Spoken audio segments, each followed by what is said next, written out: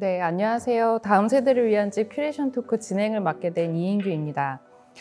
다음 세대를 위한 집 전시는 새로운 주거 방식 모색에 있어 수많은 담론의 중심에 있는 1인 가구의 삶을 조망하고자 마련된 기획 전시입니다. 특히 1월 18일 공개된 원룸 원옵션 전시에서는 1인 가구의 기본 주거 단위이자 서울시에서 제시하는 17제곱미터 원룸 면적을 대상으로 5가지 실천적 대안과 제안을 선보임과 동시에 1인 주거 환경의 새로운 공간성과 관계 형성이 필요함을 지적하고 있습니다. 우리 사회에 더 열악한 주거 형태도 워낙 많다 보니 풀옵션 원룸이 상대적으로 선호되는 그런 주거 형태일 수는 있겠지만 과연 그것이 우리 사회의 표준으로서 제시하기에 충분한가에 대한 그런 고찰을 담은 전시라는 생각이 듭니다. 우리 사회가 제시하는 표준이 무엇을 누락하고 있었는지 다시 생각해 볼 수 있는 좋은 기회가 될 것 같습니다. 다음 세대를 위한 집 2부 전시 옵션에 참여해 주신 건축가 5분을 모시고 작품 의도와 해설, 그리고 다음 세대를 위한 집에 대한 생각을 들어보는 시간을 가져볼 건데요. 우선 참여 건축가분들의 소개가 있겠습니다. 이렇게 차례로 자기소개해 주시면 될 것 같습니다. 안녕하세요. 착착 스튜디오의 김대균입니다. 네, 안녕하세요. 302호를 공간을 구성한 프래그먼트의 서동환이라고 합니다. 네, 안녕하세요. 303호 칸의 그라운드 아키텍처 김한중 건축가입니다. 네, 안녕하세요. 304호 접속의 EMA 건축사무소의 이은경 건축가입니다. 안녕하세요. 저 305 서울 소셜 스탠다드 대표 김하나입니다. 네, 그리고 오늘 청중으로 제3기 서울도시건축 전시관 대학생 소셜 기자단 여러분이 함께 자리해 주셨습니다. 네, 그럼 다음 세대를 위한 집 옵션 큐레이션 토크를 시작해 보겠습니다. 이번 전시를 준비하시면서 현재 표준으로 제공되고 있는 1인 가구의 삶의 공간에 대해서 많은 생각을 하셨을 것 같은데요. 각자 어떤 것을 발견했고 또 제시하신 옵션을 통해 어떤 변화 방향을 의도하신 것인지 설명해 주시면 좋겠습니다. 301호부터 갈까요?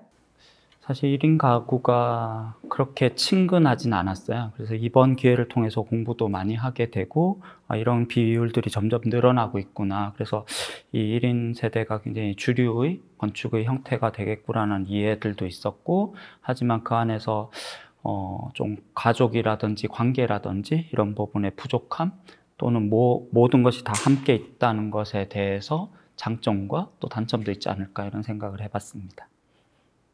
302호에서 또 말씀해 주시겠습니다.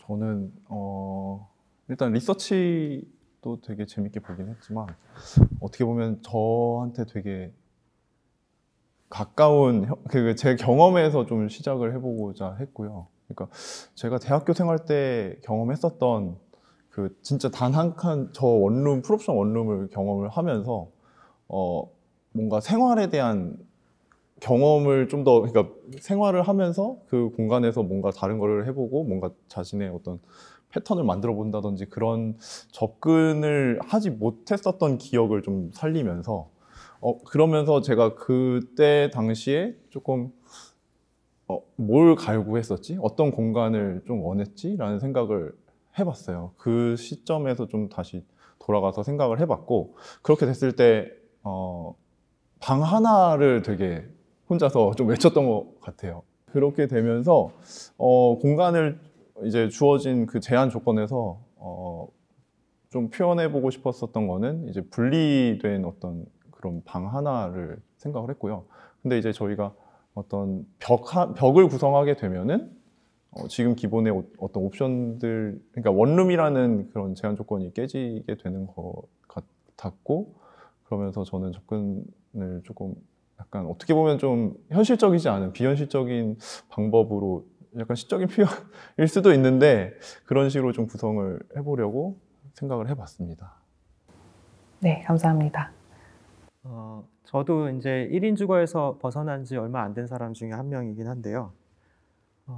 이번에 이제 17제곱미터짜리 원룸을 저희가 도면을 받았을 때 처음 느낀 거는 생각보다 크기가 이렇게 얘기하면 어떨지 모르겠는데 작지 않다라고 느꼈거든요. 이제 그 안에 저희가 만들 수 있는 것들이 사실은 굉장히 많을 수 있겠다라는 생각을 처음에 갖게 되었고, 이제 과거에 이제 1인 주거 원룸들을 경험했던 그 기억을 떠올리면은 제가 가장 충격적이었던 게 이제 현관문을 열면은 친구의 이제 침대가 보이는 그런 장면들, 그런 것들이 뭐랄까, 이게 그러니까 사람들을 집안에 받아들일 준비가 전혀 되어 있지 않은 집이구나 라는 생각도 들었고, 이 넓고 이렇게 하나짜리 공간이라는 것들이 우리가 할 수 있는 일이 굉장히 제한적이기 때문에 그 안에 어떤 칸들 같은 것들, 장치들을 삽입을 해준다면은 충분히 재밌는 여러 가지 일들을 할 수 있겠다라는 생각을 하기 시작했고요. 그리고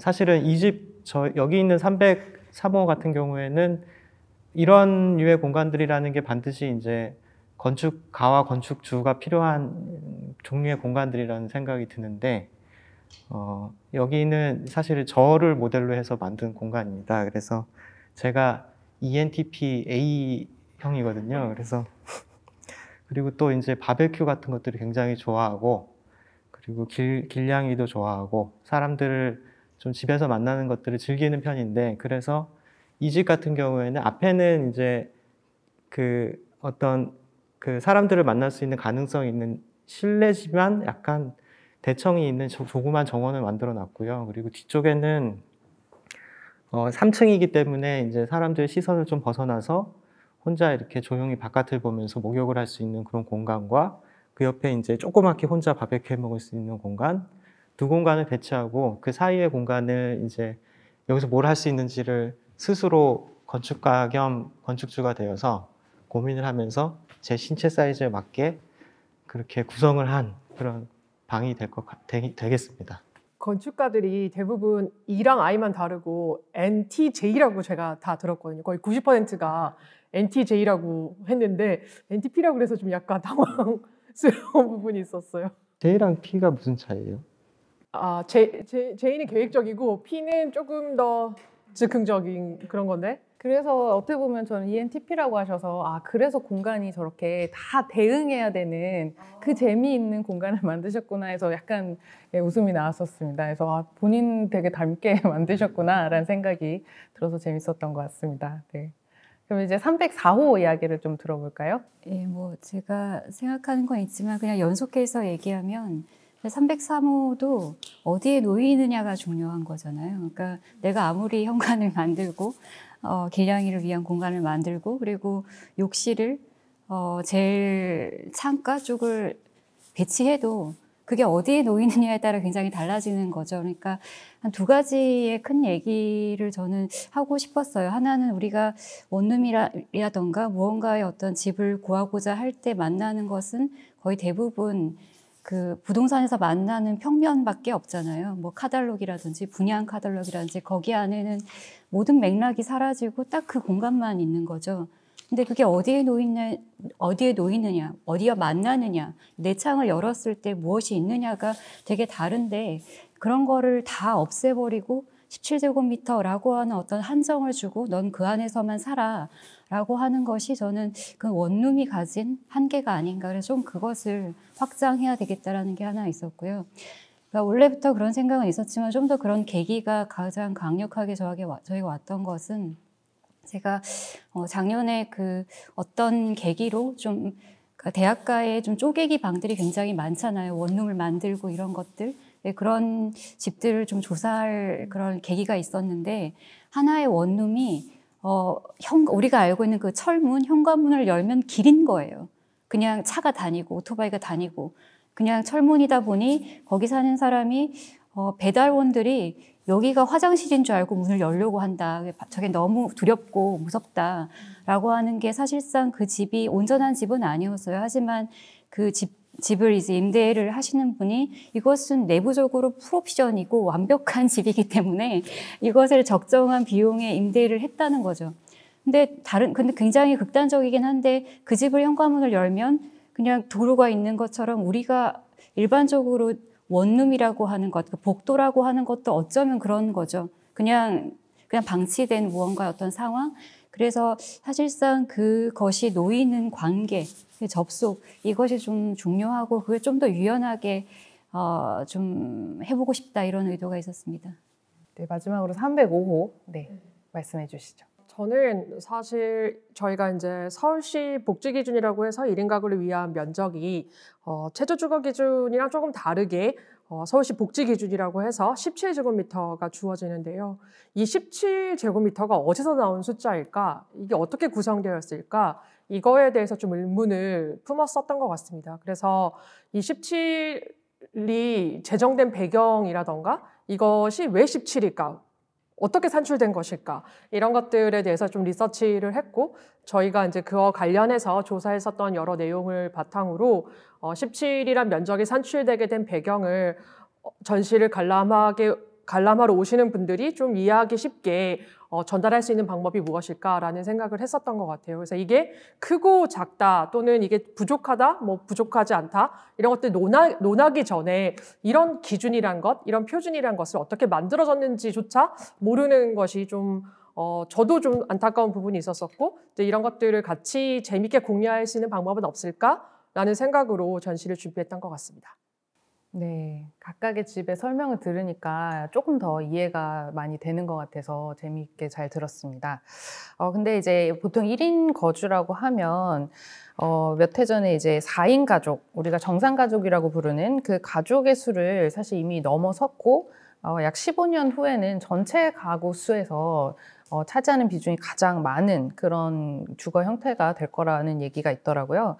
근데 이제 청년층의 1인 거주 문제가 가장 핵심적으로 이제 언론에서 많이 다뤄지고는 있지만 사실 중장년층 이상의 그런 1인 가구의 증가율도 반드시 고려해야 되는 부분이고 또 노년이나 빈민층 이런 분들의 이제 거주 문제들도 우리가 같이 고민을 해봐야 되는 부분이 아닌가 싶습니다. 그래서 이런 다양한 어떤 사람들의 삶에 있어서 이 5개의 옵션, 본인들이 제공했던 이 5개의 옵션을 적용해 본다면 어떤 부분들을 뭐 더 고민을 해본다거나 어떤 가능성이 더 있을지 이런 이야기들도 한번 들려주시면 좋을 것 같습니다.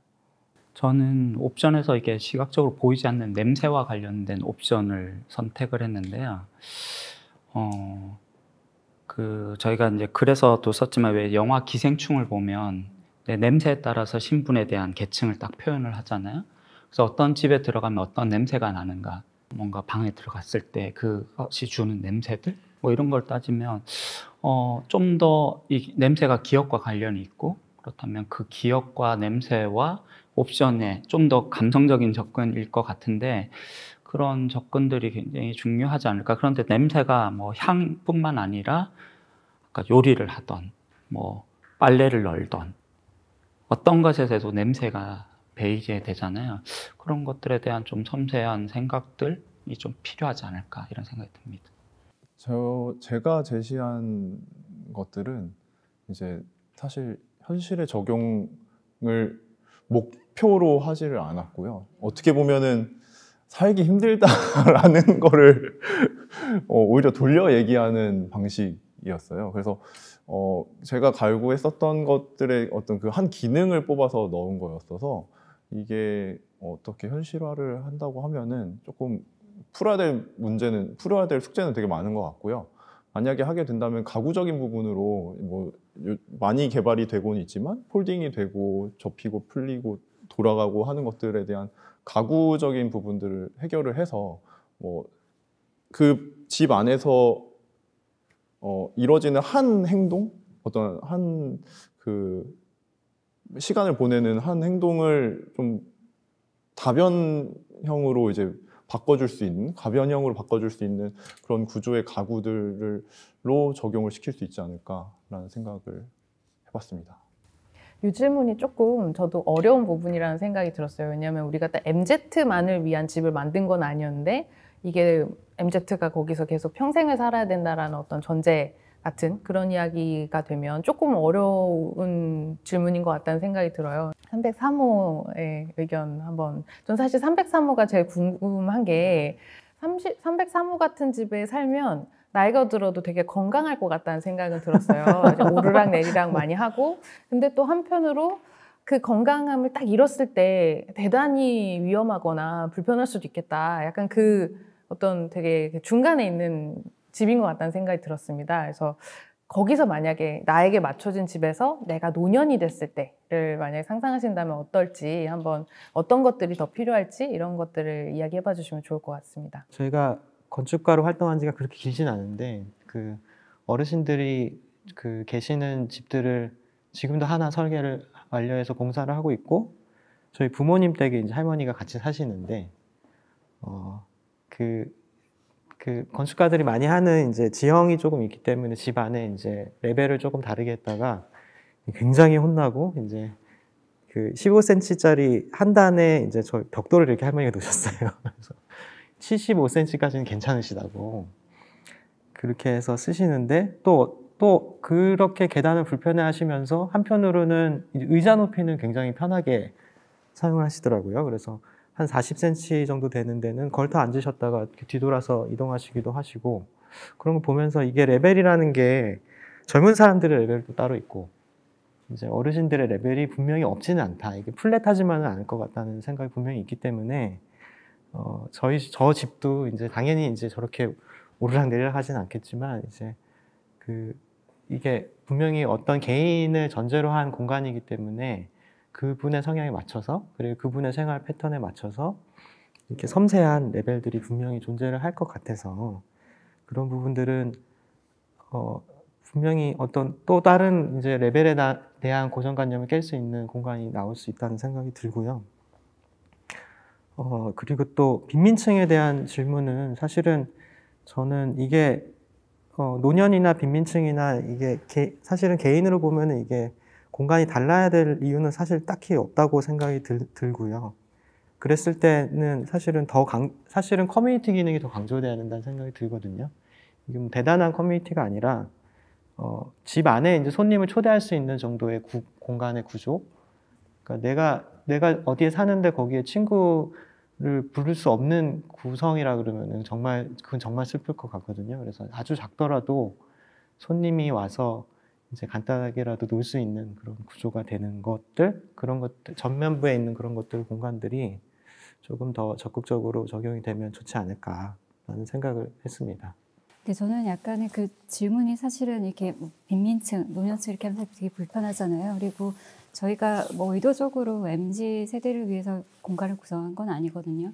근데 기본적으로 아까 이제 처음에 전제를 말씀하셨을 때 앞으로 15년 후에 1인 가구가 굉장히 많아질 거다라고 얘기하는 건 사실상 그러니까 우리의 인간의 수명이 길어지고 그 긴 수명 속에서 어떠한 누군가와 뭐 동거를 하면서 아니면 아이를 낳아 기르는 그 기간이 굉장히 짧고 그러면서 혼자 무언가를 살아가는 어떤 자기 생활을 해나가는 그 기간이 더 길어지기 때문에 사실상 이거는 뭐 젊은 층과 노년층 그다음에 빈부의 격차라기보다는 어떤 개인의 한 능력에 더 가까운 거다 이렇게 저는 생각이 들거든요. 그게 저희가 이번 포럼에서도 그 전에 이제 얘기를 했었지만 그런 과정이 이제 한편으로는 젊은 층이 훨씬 더 이런 IT 기술에 더 근접해 있긴 하지만 개인이 할 수 있는 그런 능력치가 커지는 것, 그걸 이제 강력해진 개인이라고 얘기를 했는데 혼자서 무언가를 다 꾸려갈 수 있는 개인은 풀옵션의 원룸에서 도시 어딘가에 뭘 해도 상관이 없는 것이고 그게 아니라 극단적인 어떤 상황에서 그 조명 교수님이 얘기를 하셨지만 동자동 쪽방촌처럼 굉장히 작은 방이지만 무언가 이웃과 어떤 걸 공유할 수밖에 없는 그런 상황에 놓이는 사람들은 서로 의존적으로 살아가는 것. 즉 한편으로는 젊은 층도 강력한 개인이 있지만 의존해서 살아가는 젊은 층도 있고 중장년층 역시 강력한 중장년층이 있는 반면에 굉장히 돈이 많고 어떤 건강하고 자신의 생활에 투자하는 사람도 있는 반면 그렇지 않은 사람도 있고 노년층도 그렇죠. 우리가 어느 순간에는 누군가의 의존적인 부분은 반드시 생기는 것 같고 그러한 것이 어떤 우리가 일상적으로 살아가는 공간 안에서 좀 더 유연하게 만들 수 있는 그런 구조가 있다면 그게 어떤 접속의 관계겠죠. 이렇게 지금은 철문, 그죠? 안전을 위해서 철문, 그리고 창도 다 닫죠. 그리고 그냥 스스로 다 철장에 갇힌 그 내밀화된 그런 공간에 이제 스스로를 모든 것에 격리할 수밖에 없는 그런 원룸의 구조이지만 사실은 그것은 가장 최소의 비용으로 최대의 효과를 만들어내기 위해서 방을 만들어낸 구조에 불과한 거거든요. 그렇지 않은 옵션도 굉장히 많았을 텐데 지금은 그것은 좀 더 경제적인 논리로 온 거 아닌가. 그렇다면 그거 아닌 다른 사용자 입장에서 무언가의 옵션을 좀 더 만들어 갈 수 있다면 좀 더 나의 선택에 의해서 누군가가 접속할 수 있게 내가 복도 아닌 복도이기도 하고 현관이기도 하고 현관인 줄 알았는데 복도이기도 한 예전에 그러한 그 상가주택 같은 그런 느낌인 거죠. 그런 집이라면 훨씬 더 자신이 선택지에 의해서 이것의 경계를 드리기도 아니면 확장하기도 하면서 누군가와의 소통에 의해서 자신의 어떤 그런 약한 부분 혹은 자신의 어떤 강한 부분이 교류할 수 있다 이런 생각을 좀 하거든요. 그래서 저는 이게 다만 이 1인의 어떤 그 삶의 과정이 굉장히 길어진다면 그것이 공간적으로도 좀 그런 과정이 보완이 될 수 있는 부분이 반드시 필요하지 않을까. 그게 1인 가구를 만들어가는 어떤 공간 혹은 건축적인 형식이 돼야 되지 않을까 그런 생각을 합니다. 네. 전시관에서 처음 기획했었을 때 그 1인 가구의 삶과 공간에 대한 이제 이런 주제에 대해서 논의를 하고 있었는데 저는 그 1인 가구의 어떻게 보면 주거와 관련해서 가장 큰 문제 중에 하나는 그 이행기적 속성 때문에 이제 사람들이 어차피 젊었을 때 고생 사서 하잖아. 그리고 여기 살아서 결혼하고 애 놓고 이제 빨리 거쳐 가야지. 이 거치는 기간이라고 상정하는 거에 의해서 조금은 불편해도 조금은 작아도 아니면 이렇게 사는 거에 대해서 사회적으로 이거에 대해서 논의를 해본다거나 그 문제성에 대해서 많이 공감을 못했던 것 같습니다. 그래서 그 부분이 이제 어떻게 보면 이제 소장님께서 말씀하신 강력한 개인 같은 1인 가구화 또는 파편화 같은 것에 있어서 그 다음 세대라는 것이 청년을 위한 또는 젊은 사람들을 위한 것뿐만 아니라 되게 다양한 연령대, 다양한 위치의 사람이 다양한 이유로 이제 혼자 살아갈 수 있다는 거죠. 그래서 국가를 통치하고 있는 아니면 구성이 되고 있는 기본 단위가 더 이상 가족이 아닌 시대가 왔기 때문에 거기에 맞춰서 이런 강력해진 1인이 이제 살아갈 주거에 대해서 조금 더 생각해 볼 시기가 아닐까? 그거에 대해서 이제 많이 공감을 해줬지만, 많은 사람들이 다 인지하고 있지만, 그것에 대해서 한 번 더 질문을 던지고 싶었던 게 있었던 것 같습니다. 그래서 1인 가구가 청년만을 뜻하는 것이 아니다. 그리고 그럴 때 이 1인이 거쳐가는 어떤 순간의 집이 아니라 그 누구도 그 공간에서 살 수 있는 형태의 집이라고 했었을 때 우리는 무엇을 생각해 볼 수 있을까? 이것을 이제 저희가 같이 모여서 얘기를 하면서 제안을 했었던 것이 굉장히 좀 의미 있는 순간이 아니었나 생각을 하고 있고, 이런 부분들이 되게 다 쉽게 공감을 해주는 것도 이제 재밌었던 것 같아요. 그래서 꼭 특정 계층의 취약계층이라던가 뭐 이런 불안전한 상태의 어떤 순간이 아니라 이제는 그 누구도 1인이 될 수 있다라는 그런 의미에서 이제 좀 다음 세대라는 의미를 좀 해석을 했었던 것 같습니다. 네, 맞습니다. 그 다음 세대라는 것이 꼭 우리보다 어린 세대가 아니라 어떻게 보면 나의 다음일 수도 있고요. 네. 우리 가족이 또 이제 결국에는 이제 다 홀로 남게 될 수도 있는 그런 문제들이 다 누구나 발생할 수 있는 문제인 것 같아서 이게 다음 세대라는 것이 꼭 MZ 세대만을 위한 건 아니고 우리 사회 전체의 어떤 그런 문제들을 다루는 그런 주제였던 것 같습니다. 또 이제 강력해진 개인이라는 게 정말 어떻게 보면 사회가 우리한테 그렇게 살아남게 요구를 하는 것 같은데, 그 강력한 개인으로 살아가는 거에 대한 고충이 또 사실 있잖아요. 예를 들어 가족이 있으면 살림을 좀 나눠서라도 할 수 있고, 물론 그게 다 이제 한 사람에게 몰리는 그런 문제도 있지만, 이렇게 합리적이라면 나눌 수도 있고, 뭐 그럴 수가 있을 텐데, 집 안을 돌보는 모든 일이 강력한 개인이 해야 되는 그런 압박이라던가, 뭐 그리고 혼자서 어쨌든 사회에서 살아남아야 되는 그런 고충, 이런 것들이 다 누구나 이제 느낄 수 있는 부분일 것 같고, 혹은 지금 안 느끼더라도 이제 먼 미래라도 내가 이런 일을 겪게 되지 않을까라는 점에서 다 같이 고민을 해봐야 되는 부분이 아닌가 그런 생각이 듭니다. 그래서 우선 지금 참여해주신 건축가분들의 그동안의 이제 못다한 이야기를 좀 쭉 말씀을 드렸었고, 이번에는 이제 전시를 보신 분들의 의견들을 이제 놓고서 한번 그거에 대해서 좀 자유롭게 얘기를 해보는 그런 시간을 가지려고 합니다. 그래서 관람객분들이 전시에 대한 총평과 다양한 의견을 나눠주셨는데, 이걸 하나씩 짚어보면서 이야기를 나눠보도록 하겠습니다. 우선 이 전시에 대한 총평으로는 다음과 같은 의견들이 있었습니다. 제가 하나씩 좀 읽어봐 드릴게요. 1인 가구의 공간도 이렇게 다양할 수 있구나 라는 생각을 이제 하셨다는 의견이 있었고, 벽한 냄새 접속 선택권 등 우리가 흔히 떠올릴 수 있는 옵션이 아닌 생각했던 것 이상으로 인문학적인 접근이어서 신선했다. 그리고 1:1 스케일의 전시여서 직접 만지며 느껴볼 수 있다 보니까 새롭고 재밌는 경험이었고, 또 한편으로는 실제 원룸 공간보다 좀 넓게 느껴지기도 했는데 아마 가구가 없고 생활이 묻어나지 않아서일까라는 생각도 들었다라는 대부분 긍정적인 총평들이 많았습니다. 그럼 이제 각 집으로 가서 개별 옵션에 대한 관람객들의 반응도 한번 구체적으로 짚어보도록 하겠습니다. 우선 이제 301호, 301호는 이제 냄새와 기억과 감정, 그리고 이제 집에 대해서 이제 만들어 주셨는데요. 301호에 대한 후기는 온전히 방을 하나 크게 쓸 수 있다는 점과 세탁기와 건조기를 넣을 수 있었던 점이 좋았다. 다만 주방 동선은 조금 불편해 보였다. 되게 감성적으로 접근해 주셨는데 너무 실용적인 리뷰였던 것 같은데, 근데 또 한편 현실에서도 분리형 원룸을 조금 더 쳐주잖아요. 그러니까 그것처럼 원룸 안에서 살림과 생활을 이제 분리하려는 그런 느낌을 받았다는 리뷰인 것 같습니다.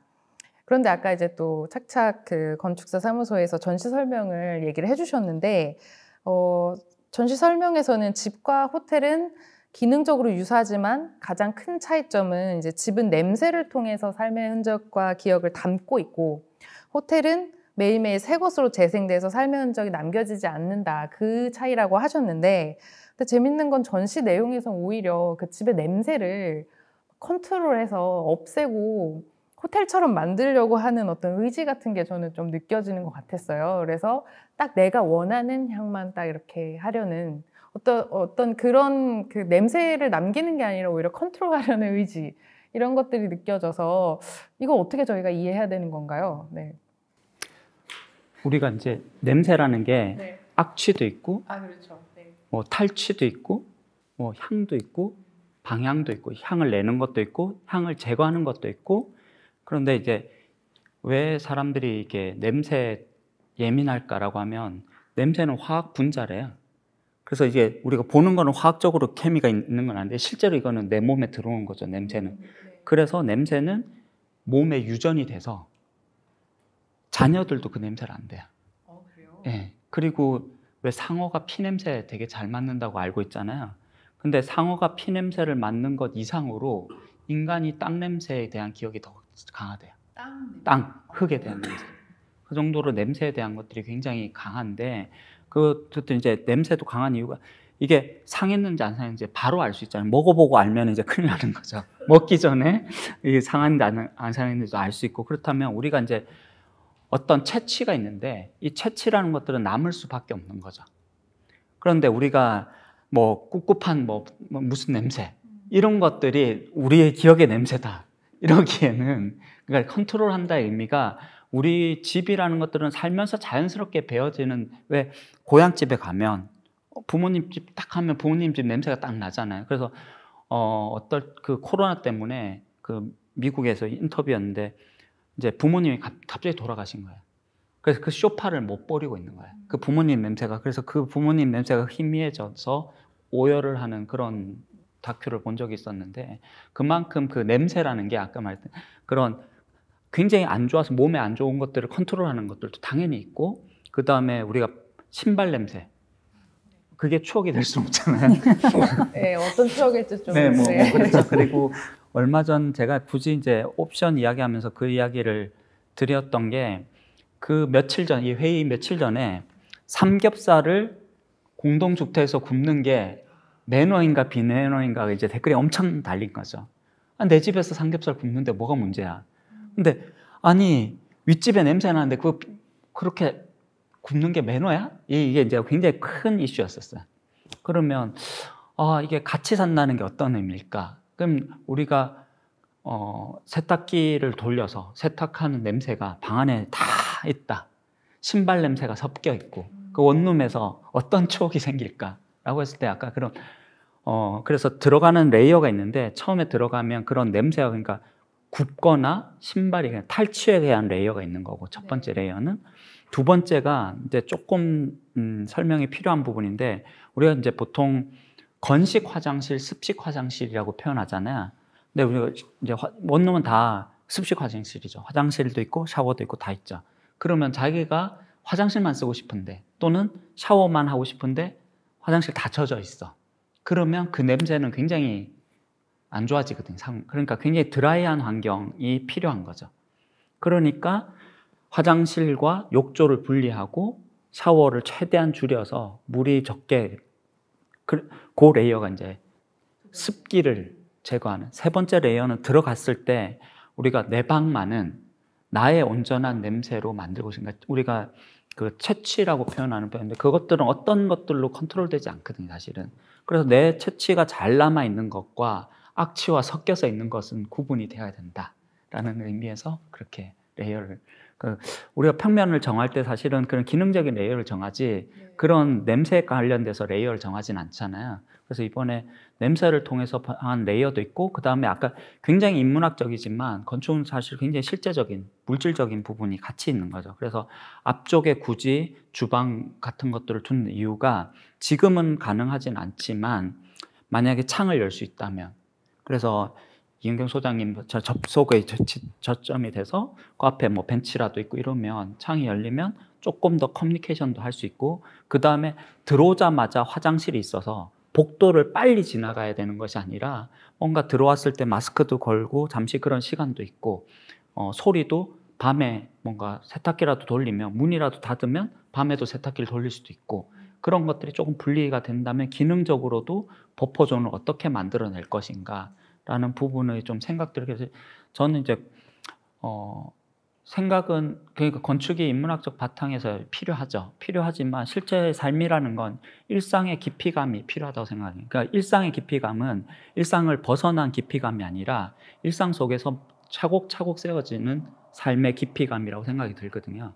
그래서 제가 그 냄새라는 것을 통해서 공간을 구성해보고 우리가 실제로 신발 냄새, 음식 냄새, 그 다음에 습기에 관련된 부분, 내 방의 채취와 관련된 부분을 레이어를 한번 만들어 보자 하는 생각에서 그래서 굉장히 실제적이었던 거죠. 그래서 가구도 실제로 건조기가 있을 때 얼마나 삶이 편한지 경험담이신 거죠? 그럼요. 건조기 없는 삶은 살 수가 없어요. 왜냐하면 미세먼지 때문에. 네. 약간 거기에 저는 되게 실질적으로 구성하셨지만 그걸 통해서 이제 느껴지는 바는 있어요. 왜냐하면 냄새가 그 되게 오랫동안 기억에 남는 거라고 하는 것은 우리의 어떤 정주성에 대한 부분에 다 있다고 생각을 하거든요. 그러니까 예를 들면 복도의 면에서 그 주방을 두면 사실은 밥 짓는 냄새라고 하는 것은 되게 예전에 저는 이제 그러니까 길이 있는 그러니까 주택에 어렸을 때 살았는데 밥 짓는 냄새가 나요, 옆집에서. 그죠? 그러니까 그러면 그 당시는 밥을 지었죠. 그러니까 물론 밥통에 밥을 짓습니다. 하지만 밥 냄새가 나요. 근데 지금은 그게 다 뭐 햇반이나 뭐 이런 걸로 냄새가 거세된 이런 매니플레이션 된 어떤 밥으로 나오기 때문에 더 이상 우리가 밥 짓는 냄새 이런 게 없잖아요. 하지만 그 밥 짓는 냄새라고 하는 것은 어떤 유년기 시절에 내가 어떤 주택에 가족과 함께 이웃과 약간 부대끼며 살았다라고 하는 그런 어떤 정수성의 기억을 가지고 오는 거거든요. 저는 그래서 사실 그런 음식의 냄새를 공유하자가 아니라 공유하지 않겠다의 의미가 더 강했던 게 신발장에 저희가 이제 벤트를 만들고 음식도 보면 이제 세 면이 다 막혀 있고 앞에도 열었다 아크릴을 열었다 닫을 수 있게끔 돼 있거든요. 오르내리기 창처럼. 그래서 냄새가 그러니까 이제 벤트 보통 이제 PS5 샤프트가 냄새에 대한 샤프트는 정화조 쪽만 있잖아요. 그런데 앞으로 공동주택 같은 경우도 좀 그런 음식 냄새들은 그러니까 빼기 위해서 그래서 오히려 복도 쪽 또는 그 코아 쪽을 묶어서 상부로 냄새를 빼내는 기능들이 필요하지 않을까라는 의미에서 저는 앞으로 빼낸 거고, 만약에 공유하고 싶은 냄새가 있다면 이라고 했을 때 그 부분은 조금 더 사전에 서로의 친밀감이 좀 필요하지 않을까라는 생각들. 예전에는 당연했던 것들이 요즘은, 예전에는 그것들이 무례가 아니었는데, 신뢰가 아니었는데 요즘은 그런 것들이 꽤 많이 바뀌는 문화적인 차원들도 있고, 그렇다 보니까 서로의 교점이 있지 않으면 행위들이 참 어려워지는 시대인 것 같아요. 그래서 그 부분을 어떤 냄새를 그냥 내가 그냥 내 고기 굽는 데가 조금 더 생각을 해볼 수 있고, 건축가는 그 부분에 대해서 다른 관점이 접근이 필요하지 않을까라고 했을 때, 제가 원하지 않는데 냄새가 막 나, 만약에 고기 냄새가 막 난다면 그거가 조금 다른 방식이 있을 수 있지 않을까? 그래서 저는 그것들이 최소한의, 그래서 그 신발장하고 붙어 있어요, 그 주방이. 제가 아마 저도 해석을 달리 했던 것 같긴 하네요. 그러니까 뭐. 근데 이제 두 분 말씀하시는 걸 듣다 보면 사실 저도 저희 옆집에서 이제 복도형 아파트에 살 때였는데, 이제 저는 이제 복도형 아파트 끝에 혼자 살았고 그 나머지는 다 이제 가족분들이 살고 계셨는데, 그 옆집 아주머니가 밥하는 냄새가 저는 되게 정겹게 느껴졌었거든요. 근데 또 이런 게 만약에 우리가 사는 오피스텔에서 막 생선을 구웠어, 막 삼겹살을 구웠어, 이런 냄새가 복도에 가득하다. 그럼 되게 좀 불쾌할 것 같은데, 그 차이가 뭘까 생각해 보면 복도식 아파트는 냄새가 이렇게 나지만 사라지잖아요. 근데 오피스텔 같은 이제 중복도형의 그런 건물일 경우에는 그 냄새가 복도에서 빠지지가 않는 거죠. 그러니까 어떻게 보면 건물이 알아서 환기를 시켜주던 그런 건물이라면 이게 크게 문제가 안 될 텐데, 어떻게 보면 요즘 이제 만들어지는 원룸들이 다 이 복도를 막 겹겹이 이렇게 중복도형으로 돼 있어서 그걸 다 공조로만 돌려야 되는 어떤 그런 한계 때문에 그렇게 냄새라는 게 너무 불쾌해진 거 아닐까라는 생각이 드는데, 건축가분들은 이 점에 대해서 이 건물이 우리가 냄새를 받아들이게 하는 그런 걸 바꿀 수도 있을까라는 걸 어떻게 생각하시나요? 쉽지 않지 않을까요? 그게 그 지금 말씀하신 대로 건축가님은 그러니까 사실 그걸 다 그러니까 다 컨트롤하자라는 거고, 다는 그런 건가요? 아니겠지만 아닌가요? 그런 생선 정도는 굉장히 건강에 좋은데 단백질을 먹어줘야 되는데. 네. 참 삼겹살도 건강엔 좋죠. 네, 네. 단백질을 냄새가, 먹어줘야 되는데 네. 못 먹으니 네. 그 뭐 집에서 안 되고 끊임없이 집에서는 안 되는 것밖에 없는 거죠. 그런데 좀 되려고 하면, 그래서 저희가 이제 처음 이 옵션 이야기가 이영경 소장님께서 풀옵션인데 밤에 세탁기 돌리고 자고 있는데 세탁기 돌아가는 것도 자기도 그렇지만 옆방도 안 돼요. 그러니까 풀옵션 어떻게 보면 우리는 책임 안 지겠어라는 태도가 아닌가라는 이야기를 들으면서, 그러면 우리 각자 원옵션을 하나, 우리가 밀고 싶은 원옵션을 뭐 강하게, 그러니까 이게 실제적인 건 아니지만 좀 그런 문제시 되는 부분들을 원옵션들을 각자 한번 이야기를 해보자. 그거를 통해서, 전시라는 게 실제는 아니잖아요. 그러니까 전시를 통해서 이슈를 던져보고 대화를 나눠볼 수 있는 장을 마련하는 게 가치가 있는 것 같아요. 어떻게 보면 우리가 이 원룸이라는 걸 딱 늘 생각하는 그런 형태의 건물로만 생각을 하는데, 만약에 이은경 소장님이 말씀하신 것처럼 이게 어떤 환경에 놓이냐에 따라서 얘 자체가 그냥 환기가 되는 그런 건물일 수도 있을 것 같아요. 그래서 우리가 딱 유닛으로만 한정돼서 생각하는 게 아니라 좀 더 큰 건물을 다 같이 좀 다른 방식으로 생각해 보면 이건 또 어떻게 보면 쉽게 해결될 수 있는 부분이 아닐까, 뭐 그런 생각도 들었습니다. 그리고 또 아까 또 잠깐 이제 말씀을 주셨는데, 햇반이나 아니면 배달 음식, 뭐 밀키트 이런 것들은 사실 요즘 너무 트렌드가 돼버렸잖아요. 그래서 살림과 생활을 어떻게 보면 완전 분리하려는 게 요즘 MZ 1인 가구의 트렌드라고도 볼 수 있을 것 같은데, 뭐 세탁 서비스, 청소 서비스 이런 것들도 너무 많은데, 어떻게 보면 이런 것들이 더 원활하게 어쨌든 소비자들이, 사람들이, 사용자들이 그렇게 바뀌고 있는 그런 변화를 수용하는 그런 집을 만드는 것도 어떻게 보면 흥미로운 설계일 수 있을 것 같다는 생각이 들었어요. 그래서 이 부분에 대해서는 한번 그 서울 소셜 스탠다드의 대표님께서 공유주거를 많이 만들고 계시는데, 거기서 어떤 그런 주방과 생활의 변화 이런 부분들이 어떤 변화들이 있는지 한번 좀 사례로 얘기해 주실 수 있지 않을까 싶습니다. 네, 네. 본의 아니게 사업을 설명할 수 있는, 홍보할 수 있는 기회 주셔서 감사합니다.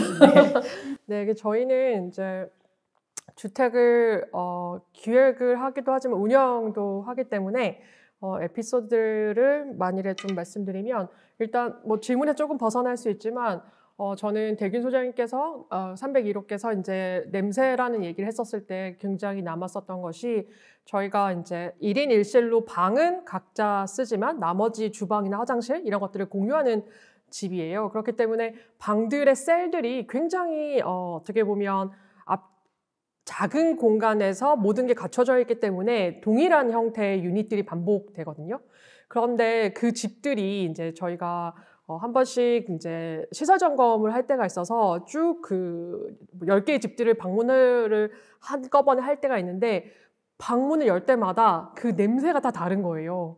그래서 사실은 이제 거주 기간이 그렇게 길지도 않고, 이제 자기 방이라고 하면 뭐 3평도 안 되는 남짓의 되게 작은 공간이기 때문에 뭐 어떤 개인화적인 스스로를 반영할 수 있는 것들이 굉장히 작지만, 방문을 열 때마다 모든 방의 냄새가 다르고, 어떤 방엔 그게 섬유유연제 향이기도 하고, 근데 사실 다 좋은 향들이 나서, 근데 그게 다 각기 다른 게 저는 너무 재밌더라고요. 그래서 이렇게 되게 작은 방에서도 다 자기의 채취들이 있구나라는 경험을 했었는데, 그것을 전시로 이제 얘기를 해주신다고 해서 되게 재밌겠다라는 생각을 했었던 것 같고, 그랬을 때 이제 말씀 주신 것처럼 지금 저는 이제 앞서서도 이제 그 얘기를 했었는데, 저희가 운영하고 있는 주택이, 그리고 지금 이 기획에서도 김만중 소장님이 하신 것 같은 경우에는 건축가와 건축주의 상정이 있어서 정확하게 어떤 사람이 여기에 살 것이라는 가정을 가지고 이제 계획을 했다면, 일반적으로 저희가 이제 점유할 수 있는 공간이란 것은 그런 개인을 상정하지 않고 굉장히 그냥 다목적일 수도 있고, 그냥 일반적으로 모든 것이 갖추어진 풀옵션이라는 것들이 사실은 누구한테는 굉장히 편할 수 있지만 누구한테는 불편할 수 있는 이런 것들로 획일적으로 상품화돼서 공급되고 있는 부분들이 있는데, 그 부분에 있어서 이제 주거의 요소에 필요 없는 부분들을 좀 더 생략하거나 확대하거나 이런 부분들도 가능하고, 이게 어떻게 보면 사는 집이 아니라 어떻게 보면 잠시 머무르는 어떤 상품으로서 이제 좀 변화하게 되면서, 저희가 이제 다양한 그런 가사 노동과 관련된 것들의 서비스들을 제공하기도 하고, 그런 것들을 굉장히 만족스럽게 생각하기도 하고, 특히 이것은 외식 문화가 굉장히 많이 발달해 있었기 때문에, 그리고 코로나로 인해서 그런 외식이 배달의 형태로 집 안에 들어오는 형태들이 이제 급속도로 변화하게 되면서,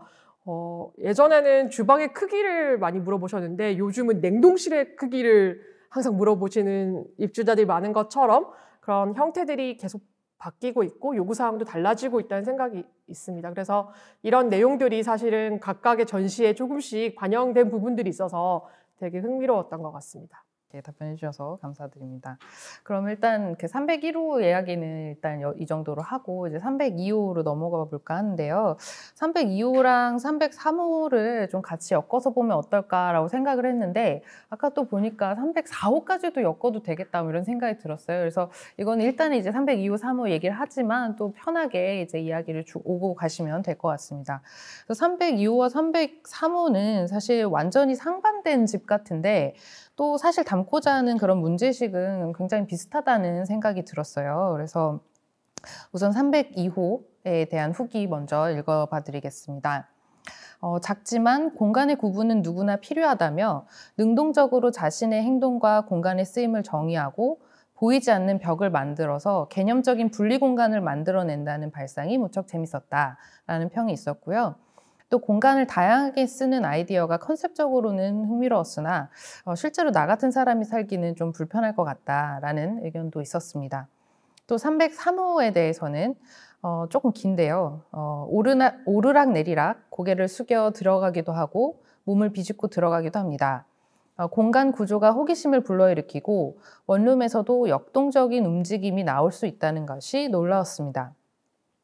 어쩌면 규격화되어 있는 공간 속에서 오히려 굳어진 생각을 하고 있었던 것이 아닐까 생각이 들더군요. 그래서 문을 모두 열어서 어떤 공간이 있나 확인하는 재미가 있었다라는 귀여운 그런 리뷰가 있었고요. 또 1인 가구의 삶에도 참 다양한 활동이 수반되는구나라는 걸 알 수 있었고 이를 집이 뒷받침해주기 위해서는 다양한 공간과 기능을 필요로 한다라는 걸 보여주려고 하는 것 같다라는 그런 리뷰가 있었습니다. 그래서 302호와 303호는 제한된 공간에서 다양한 활용과 경험을 만들어내려는 그런 취지였던 걸로 이해를 했는데요.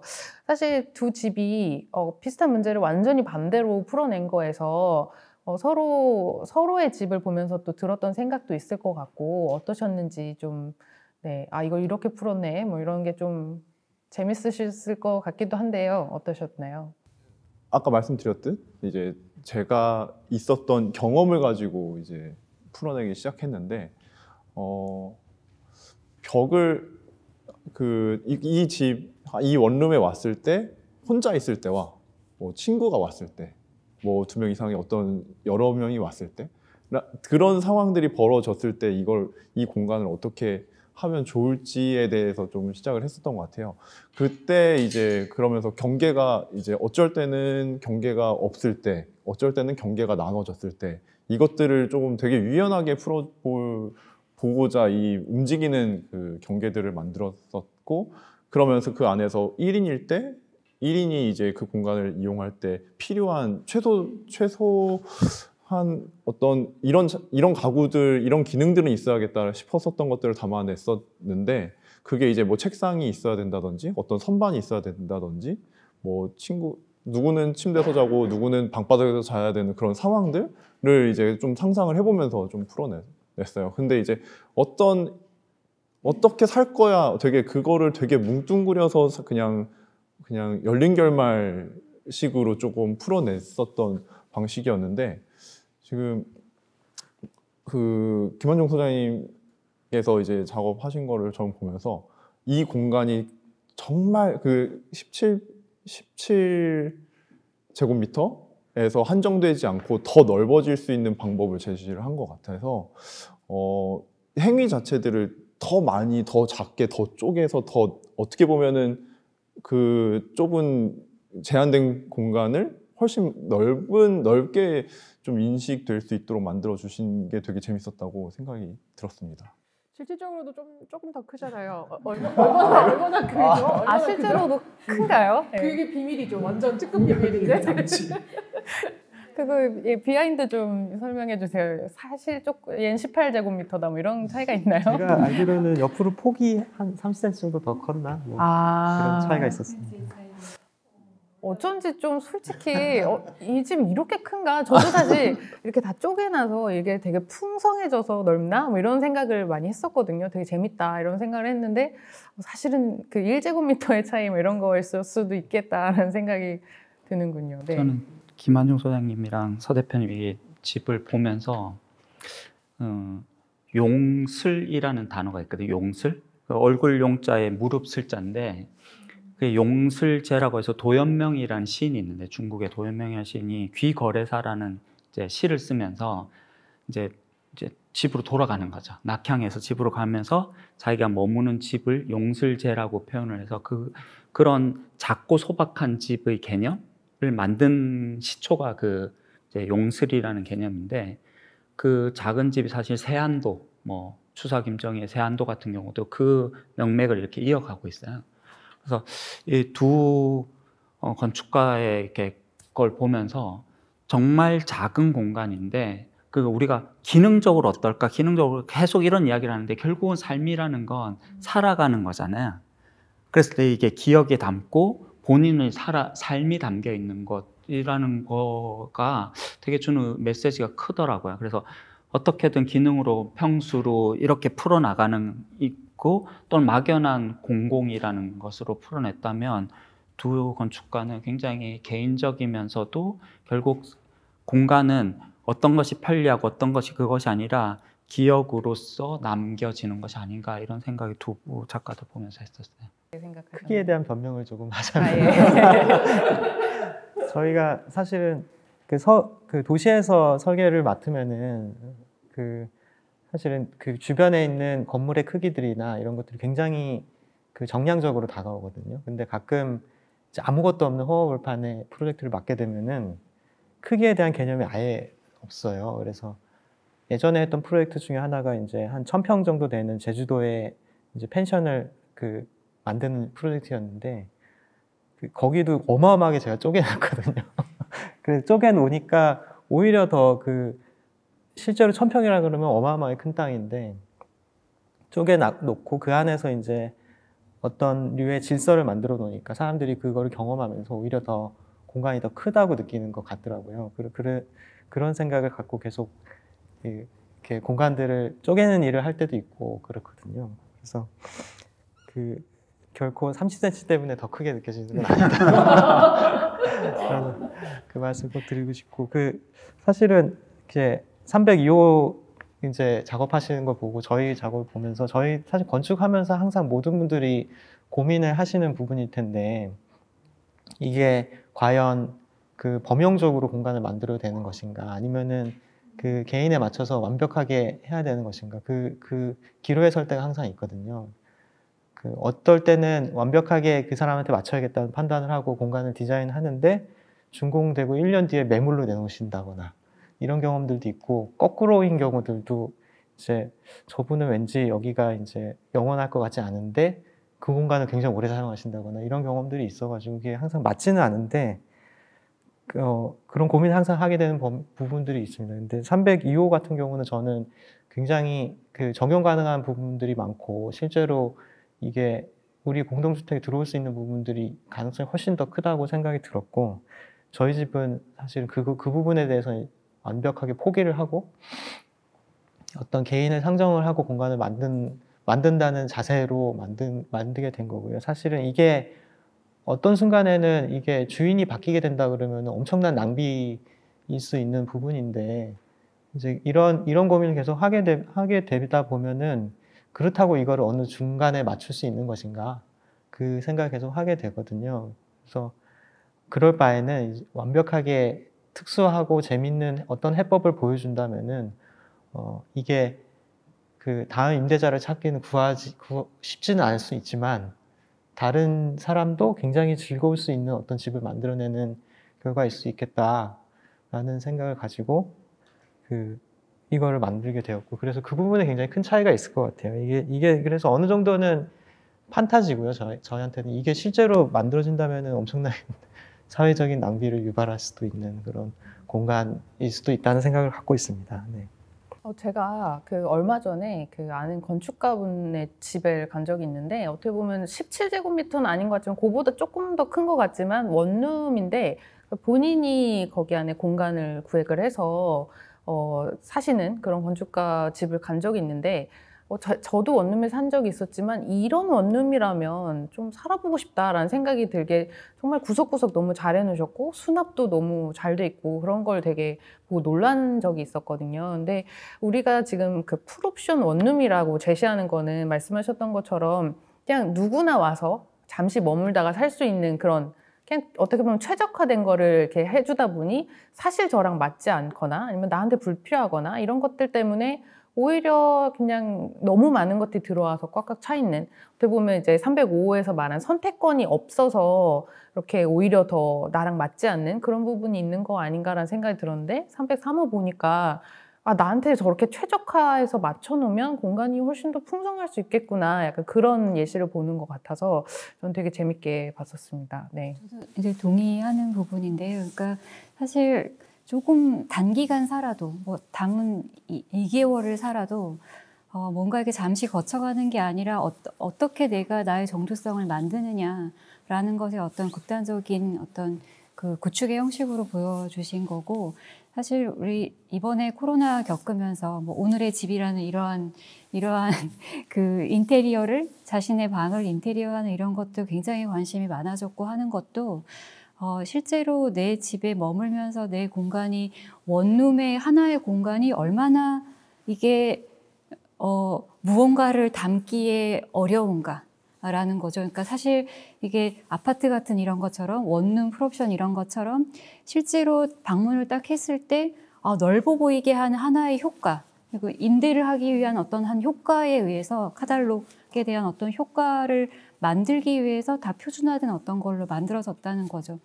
근데 실제로는 그 하나의 효과가 아니라 내가 살아가면서 어떻게 내 침대를 어디에 놓고 나는 창가에 안 놓고 딴 데 놓을 수도 있고 아니면 그 아래를 다른 걸 쓸 수도 있고 이런데 그런 부분들을 맞춰갈 수 있는 그런 구조 틀은 필요하다 이런 생각이 들고요. 그런 점에 있어서 오히려 이렇게 1인을 위한 가구는 오히려 표준화되지 않았기 때문에 이게 훨씬 더 다양한 어떤 형식의 주거가 만들어질 수 있고 그런 주거를 직접 방문해보고 아 나는 이 집에 살겠어 좀 특이한 집이어도 난 이 집에 살겠어라고 하는 게 가능하지 않을까 오히려 그런 관계가 좀 더 많아진다면이라는 거예요. 그러니까 다른 한편으로 얘기하면 아파트 같은 경우는 보통 이제 부동산에 들어가서 어느 아파트 단지 몇 평대 하면 안 보고도 살 수 있잖아요. 맞아요.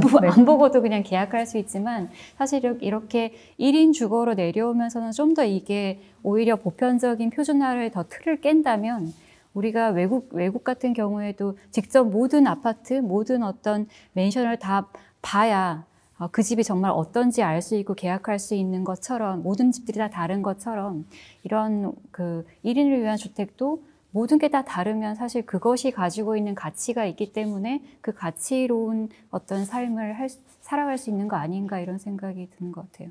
저는 이번에 전시를 하면서 좀 되게 좋았었던 거는 그 17제곱미터라는 숫자에서 최저주거 기준에서의 면적 기준에 대한 이제 제한이 있었었는데 사실 그 면적에 대한 얘기가 아니라 획기적으로 구성되는 상품으로서 이 획기성을 조금 더 비판을 하고 이제 그거에 대해서 다른 질문들을 던지는 것들 그래서 하나의 다른 옵션들을 이제 해석을 해서 전시를 하는 게 되게 좋은 귀결이었다는 생각이 있었었거든요. 근데 그래서 그 면적 부분에 있어서 좀 흥미로웠었던 부분들이 예전에는 저희가 1인 가구 면적이 되게 좁다, 작다 이런 얘기를 할 때 단골 메뉴가 그 빨래 넣을 공간이 없다.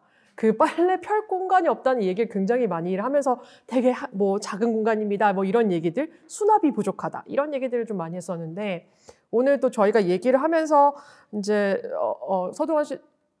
서동환 대표님께서도 그렇고 이 누구를 초대를 했었을 때라는 얘기가 저는 좀 흥미로웠던 것 같아요. 다들 이 작은 집이 이제 어떻게 보면 집에 누군가를 초대할 경우를 상정하는 것 그리고 이제 303호 같은 경우에도 길고양이를 초대하는 것 되게 그 작은 그 면적에서도 누군가를 초대하는 공간을 두려고 했었던 것 그리고 실질적으로 그런 것들이 지금 코로나로 인해서 집이 단지 잠만 자는 방이 아니라 집에서 다양한 활동들을 우리가 해야만 하고 거기에서 누군가를 초대도 할 수 있는 상황들에 대해서 이제 얘기를 할 수 있었던 점이 굉장히 흥미롭고 좋은 점이었다고 생각했습니다. 그럼 이제 304호로 넘어가 보도록 하겠습니다. 어떻게 보면 이제 김연아 대표님이 말씀하신 거에서 또 연장해서 이야기가 진행이 될 수 있을 것 같아요. 304호의 그 리뷰는 좀 귀여운 게 있어서 좀 이 부분 이제 학생분들한테 좀 설명을 좀 해주면 좋겠다 생각이 들어서 이렇게 가져와 봤는데 화장실이 없다니라는 그런 리뷰를 이제 있었습니다. 이렇게 좀 설명을 드리면 이제 실내 공간을 이제 외부와 만나는 공용 공간으로 이렇게 만들면서 이제 도면에서 변기 부분이 날아갔어요. 근데 그걸 보고 이제 저도 이제 전시 보는데 학생인 것 같은 친구들이 변기가 없잖아 이러면서 되게 진지하게 건축가 학생인 것 같았어요. 그래서 그렇게 막 얘기를 하고 있는 게 참 되게 재밌다는 생각이 들었습니다. 근데 우리가 만들려고 했던 게 이제 모델하우스가 아닌데 어쨌든 그렇게 이제 현실적으로 받아들이면서 놀라는 그런 걸 봤는데 사실 그 변기를 날리면서 건축가 분도 이게 이렇게 확 날려도 되나 뭐 이런 고민을 안 하시진 않으셨을 것 같다는 생각이 들어요. 그래서 이 부분에 대해서 이게 우리가 되게 사실은 이제 현실 그게 아니다 뭐 이런 얘기 아까도 해주셨지만 약간의 부연 설명을 좀 해주시면 좋겠습니다. 변기를 날려서 죄송하다는 말씀을 드리고 사실 이게 그러니까 그러니까 304호의 그 옵션은 그것을 표현하기 위한 굉장히 극단적인 방법을 쓴 거예요. 그래서 실제로 그 문 있는 부분이 저 부분이 현관인가 저 부분이 발코니인가? 헷갈렸으면 좋겠다라는 생각이 있어요. 그리고 노란색으로 칠한 그 모든 영역이 사실 외부이자 복도이자 발코니 바깥의 영역 이런 거를 좀 표현을 하고 싶었고 그래서 모든 공간을 그쪽으로 다 쏟고 사실상 현관에서 내 집이 현관이자 발코니가 바깥으로 접속한 이후에 내부는 그냥 다 생략했던 것에 가깝습니다. 그래서 오히려 극단적인 생략에 의하여 네, 화장실이 없음에 대해서 좀 양해를 구하는 것 그런 거라고 보시면 될 것 같아요. 근데 아무튼 그거는 이제 학생분들을 위한 이제 되게 그냥 실용적인 설명이었던 것 같습니다. 이해 부탁드리고 이제 컨셉추얼하게 봐주시면 좋을 것 같고 사실 304호에서 이야기하는 거는 정말 우리 사회에 되게 중요한 문제들을 이야기를 하는 것 같아요. 그래서 고립과 외로움이라는 그 문제는 고령의 1인 가구도 좀 중요한 문제겠지만 사실 청년층에게도 외로움이라는 건 정말 되게 많이들 중요하게 생각하는 부분일 것 같습니다. 근데 또 한편으로는 외롭다고 해서 누구나 이렇게 아무나 만나는 건 또 불안한 것들이 있잖아요. 그래서 안전이나 치안에 대한 우려 같은 것들도 분명히 존재하고 또 익명성이나 프라이버시를 원하는 게 점차 이제 강해지는 그런 성향도 사실 무시하지 못할 것 같은데 근데 또 이런 어떤 고민을 이제 현실에 적용하기 위해서는 좀 더 어떤 다른 고민들이 필요할 것 같다는 생각이 들어요. 그래서 건축가 선생님은 어떻게 바라보시는지 궁금합니다. 그건 항상 이제 양날이 있죠. 그래서 프라이버시와 안전, 치안 그것과 또 다른 한편의 측면에서는 뭐 공유, 뭐 관계 이런 내용이 있는데 근데 사실 프라이버시라고 하는 것과 안전 치안은 조금 다른 어떤 성질의 것이 아닌가라는 생각은 들어요. 그래서 제가 그러니까 리케 야마모토 선생님이라고 하는 일본의 건축가의 사무실에 있을 때 한국에 있는 아파트를 설계한 경우가 있는데 거기에 있는 복도를 남쪽으로 만들고 그러니까 빛이 잘 들어오고 따뜻한 곳인 거죠. 남쪽으로 만들고 그 복도의 현관문과 그다음에 유리창, 현관문을 유리로 만들고 그다음에 유리창을 많이 내는 이러한 어떤 구조의 틀을 제안을 했어요. 그럼 이때 이것은 프라이버시, 유리창이죠. 그다음에 안전, 치안 이런 것들에 대해서 어떠한 문제가 있을까? 근데 다른 한편으로 어떤 관계를 만들까를 생각을 해보면 프라이버시는 사실 그러니까 외국의 경우에도 복도에 유리가 된 게 굉장히 많아요. 근데 그러면 자기가 원하면 그 유리에 블라인드를 내리면 돼요.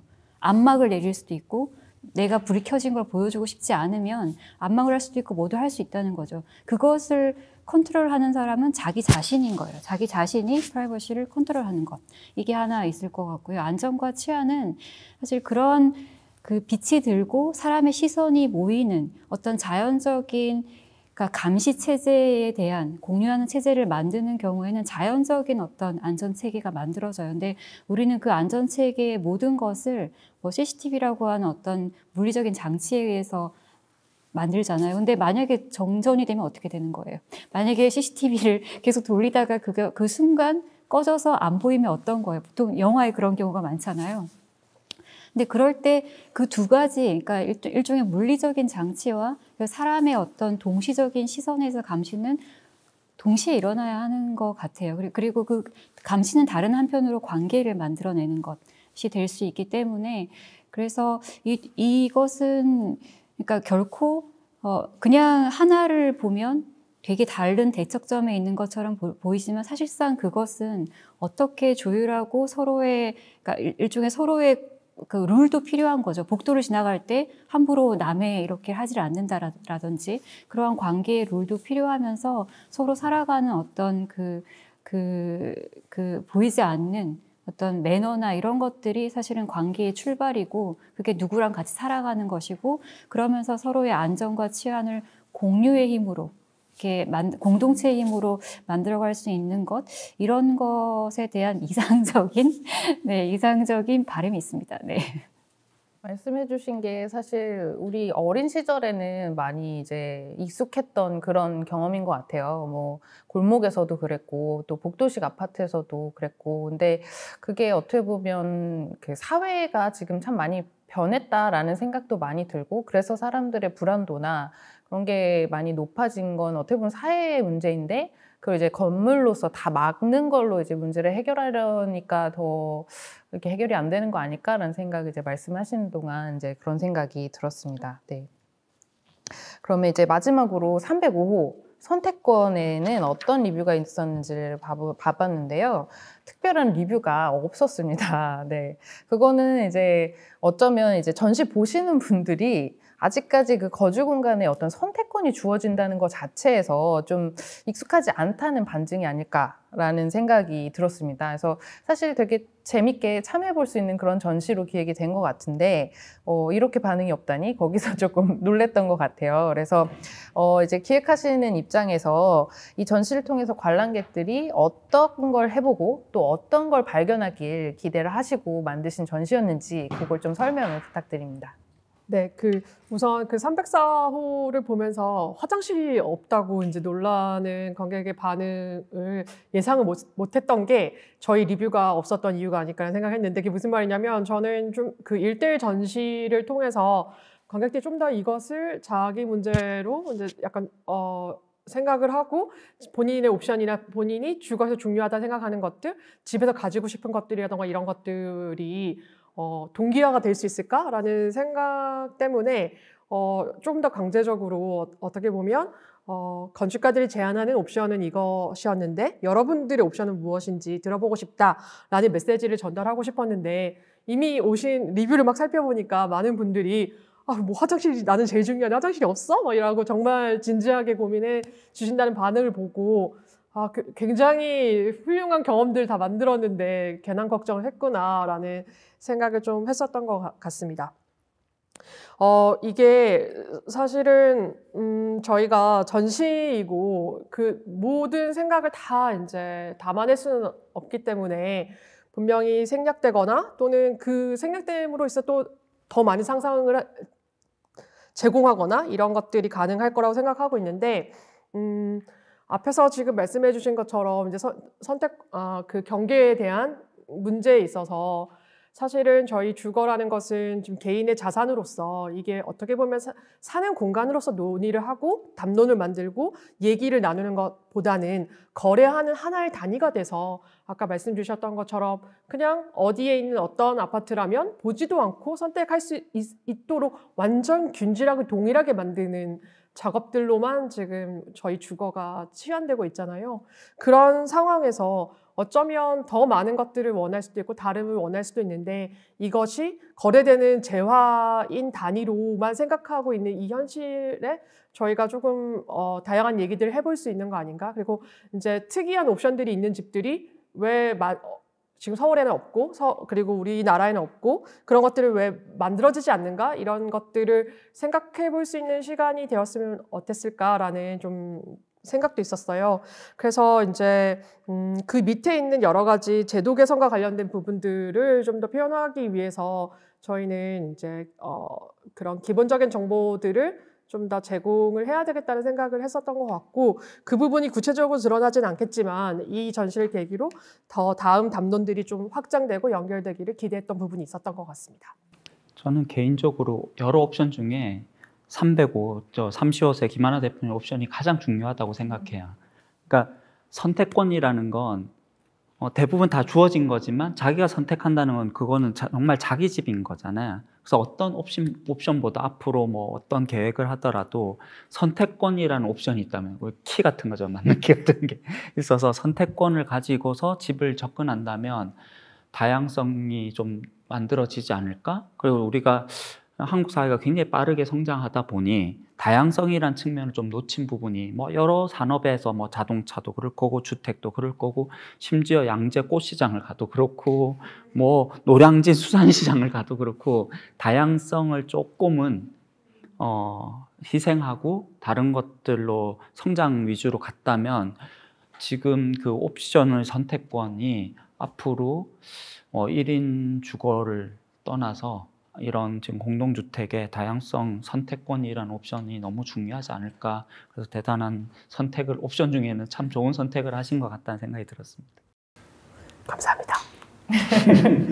네, 말씀 너무 감사드리고요. 사실 이제 저도 뭔가 이 집을 한다라는 생각을 할 때 보통 이 원룸들은 다들 투자를 목적으로 어떻게 보면 정말 경제적인 그런 관점에서만 만들어진 집들이 많다 보니까 전 지금은 이제 고양이들이 좀 여럿 있어서 지금 혼자 삶에도 이제 원룸에 못 살지만 얘네들이 다 떠나고 이제 내가 혼자 남으면 집을 다 줄여서 원룸에서 아까 봤던 그 건축가 선생님의 원룸에 좀 반했거든요. 그래서 그런 삶을 살아봐도 좋겠다라는 생각을 하는데 살고 싶은 원룸이 참 없다라는 생각을 많이 해요. 그래서 어떻게 보면 그런 작은 집일수록 어떻게 보면 다양성이 더 없구나라는 것들을 이제 저는 부동산 그런 사이트를 보면서 많이 느끼고 있습니다. 그래서 그런 부분들에 대해서 좀 투자의 관점이 아니라 이게 그 안에서 살아가는 사람들한테 뭔가 맞출 수 있는 그런 어떤 선택권이 제시되는 거 이런 것들이 앞으로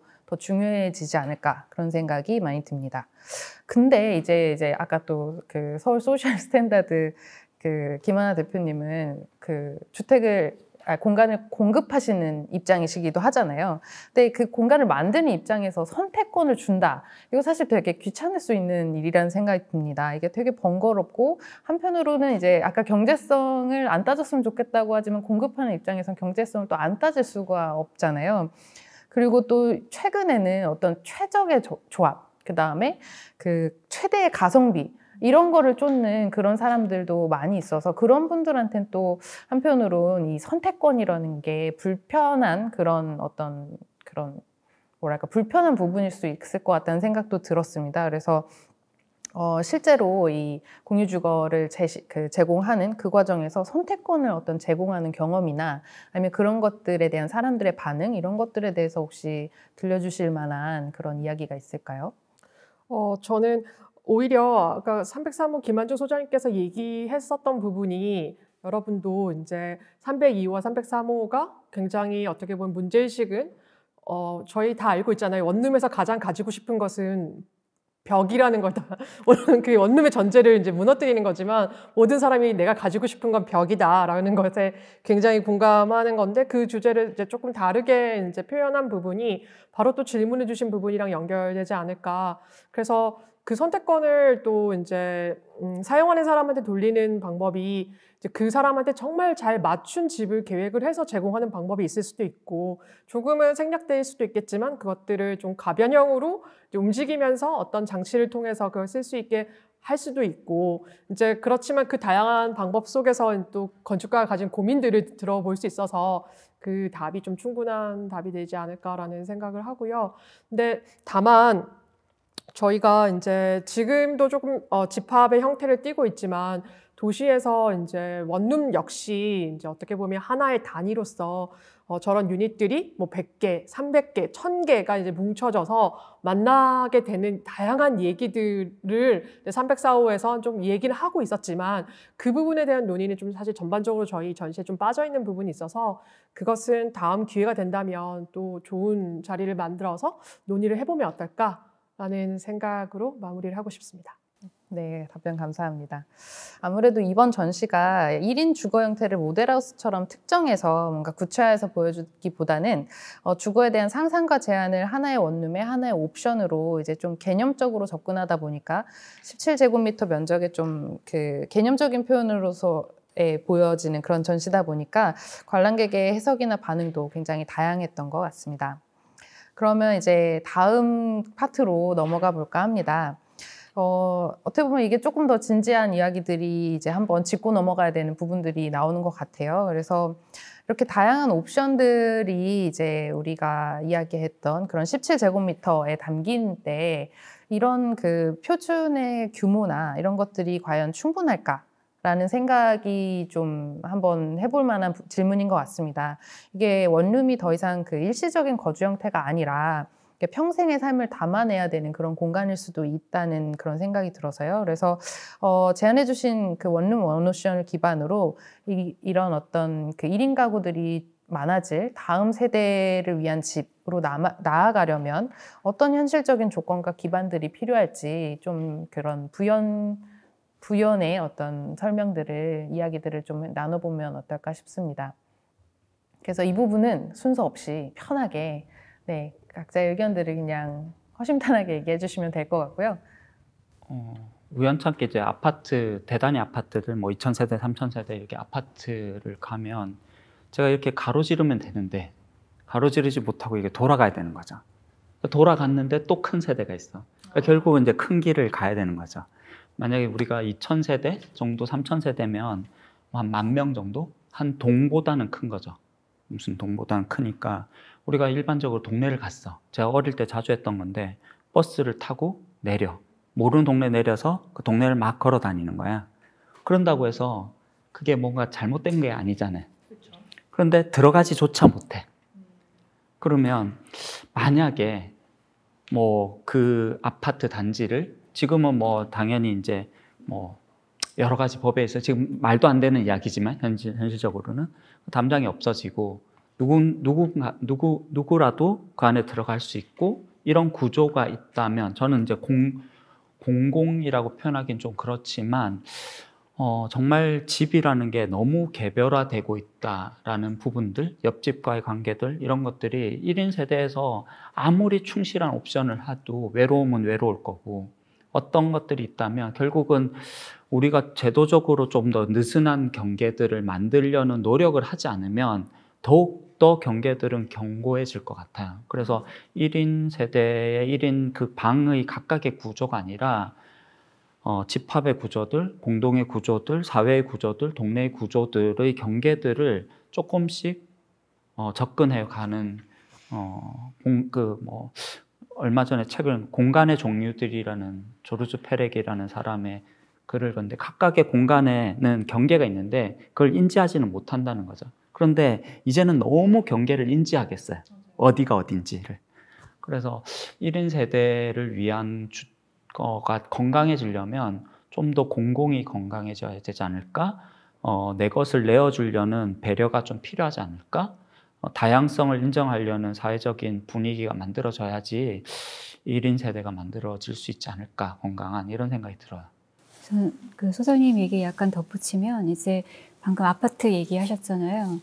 그러니까 아파트가 사실 우리가 우리나라의 모든 사람들이 살고 싶은 주거의 상품이 돼버렸잖아요. 근데 사실 아파트는 1인이 살기에 적절하지 않은 그런 단위잖아요. 그러니까 이것이 섞여져야 되는 것 같아요. 그러니까 지금은 뭐 아파트 단지 이러면 1인을 위한 굉장히 작은 집은 아파트 단지 안에 조그만 데 들어가거나 아니면 심지어 하나의 주택 평면에 원룸을 하나 자를 수 있게 해서 집주인이 이거를 임대하게 하는 분리형 아파트거나 뭐 이런 식으로 만드는데 사실상 그러니까 많은 사람이 1인의 형태로 살아가게 되는 거라면 이러한 그러니까 주거 단지의 그 형식도 굉장히 다양한 단위들이 섞여져서 1인이 살고 있지만 옆에는 애가 살고 있는 가족도 살아야 그래야 사실은 어떤 그 관계가 생기는 거거든요.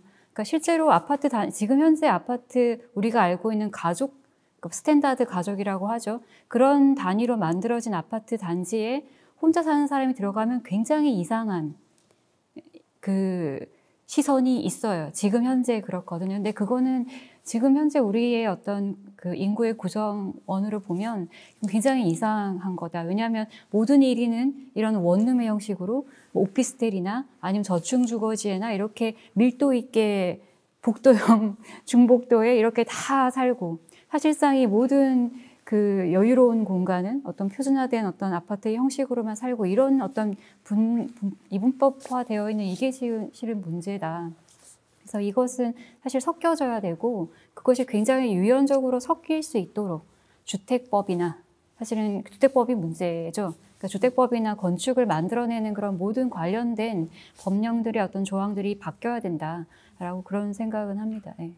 어떻게 보면 지금 우리가 전시로 보여준 건 딱 이 작은 유닛 하나지만 이 유닛이 건강하려면 그 주변의 모든 환경과 그런 사회까지도 다 이제 좀 이런 다양성을 받아들일 수밖에 없을 텐데 미래에는. 근데 그런 어떤 그게 아직까지는 쉽지 않은 부분인 것 같은데 어쨌든 그런 쪽으로 변화를 더 해야 된다라는 말씀이신 것 같습니다. 혹시 또 다른 어떤 뭐 이런 걸 극복하기 위해서 뭐 노력을 해보고 계신다거나 아니면 어떤 사례가 있다던가 뭐 이런 얘기들도 충분히 덧붙여지면 좋을 것 같은데요. 저는 예전에 그 공유주거 그 설계를 참여하면서 그리고 오피스텔 같은 것들 이제 설계를 참여하면서 들었던 생각이 이제 개인의 영역이랑 그 공유되어 있는 어떤 공공의 영역이 그 경계를 어디서 이제 나눠줄 거냐가 되게 좀 저의 어떤 고민이었거든요.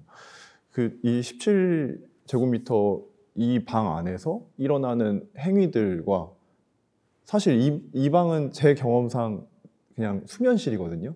수면실, 뭐 샤워실, 단지 그거였고 제가 거의 주된 생활 거의 한 잠자는 시간 6시간 뭐 이 외에는 거의 외부에서 생활을 했었는데 필요한 것들이 행해지는 저한테 이제 생활에 있어서 필요한 어떤 그 행위들이 벌어지는 곳들은 다 외부였어요. 근데 이제 이 부분들을 이 행위들을 조금 더 이제 어떻게 보면 그 포괄적으로 볼 때도 있고 어떻게 보면 되게 세밀하게 볼 때도 있어서 그걸 조금 더 정의를 좀 잘 해서 공유시킬 부분들은 좀 공유를 시켜주고 그거를 어떤 의도로서 어떤 그룹이냐에 따라서 아니면 어떤 공동체냐에 따라서 조금 거기에 조금 더 재미를 줄 수 있는 어떤 행위들을 할 수 있는 공간들을 공공의 영역으로 좀 열어둔다고 하면은 그게 되게 좋은 그 원룸이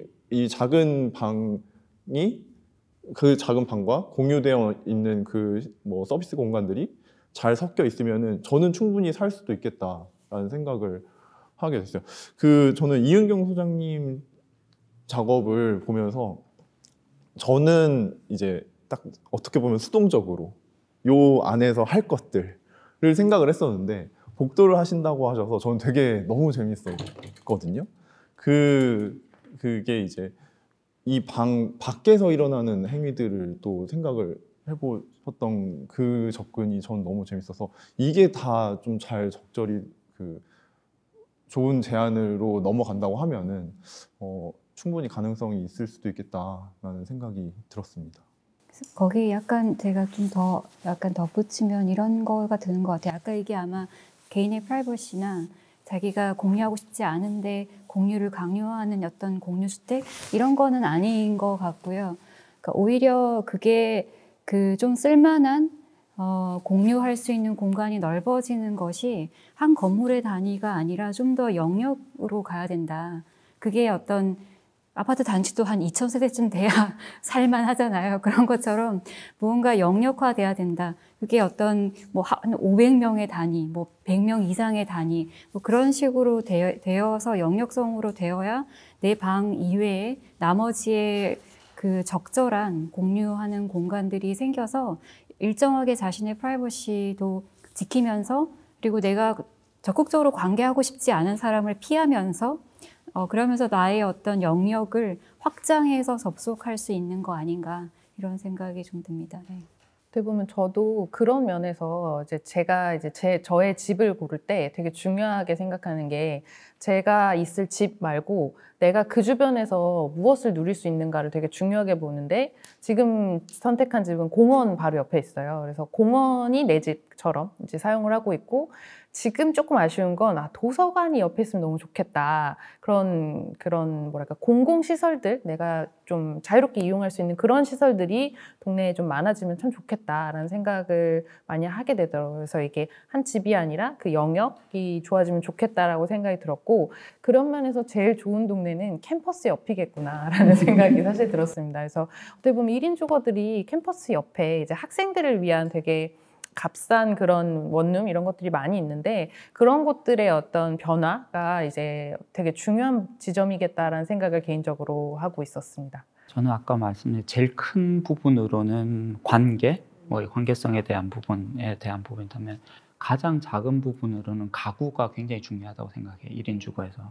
그러니까 가구가 집 가짜에다가 구체화할 때 구자를 쓰거든요. 그러니까 집을 구체화하는 모든 것이 가구이거든요.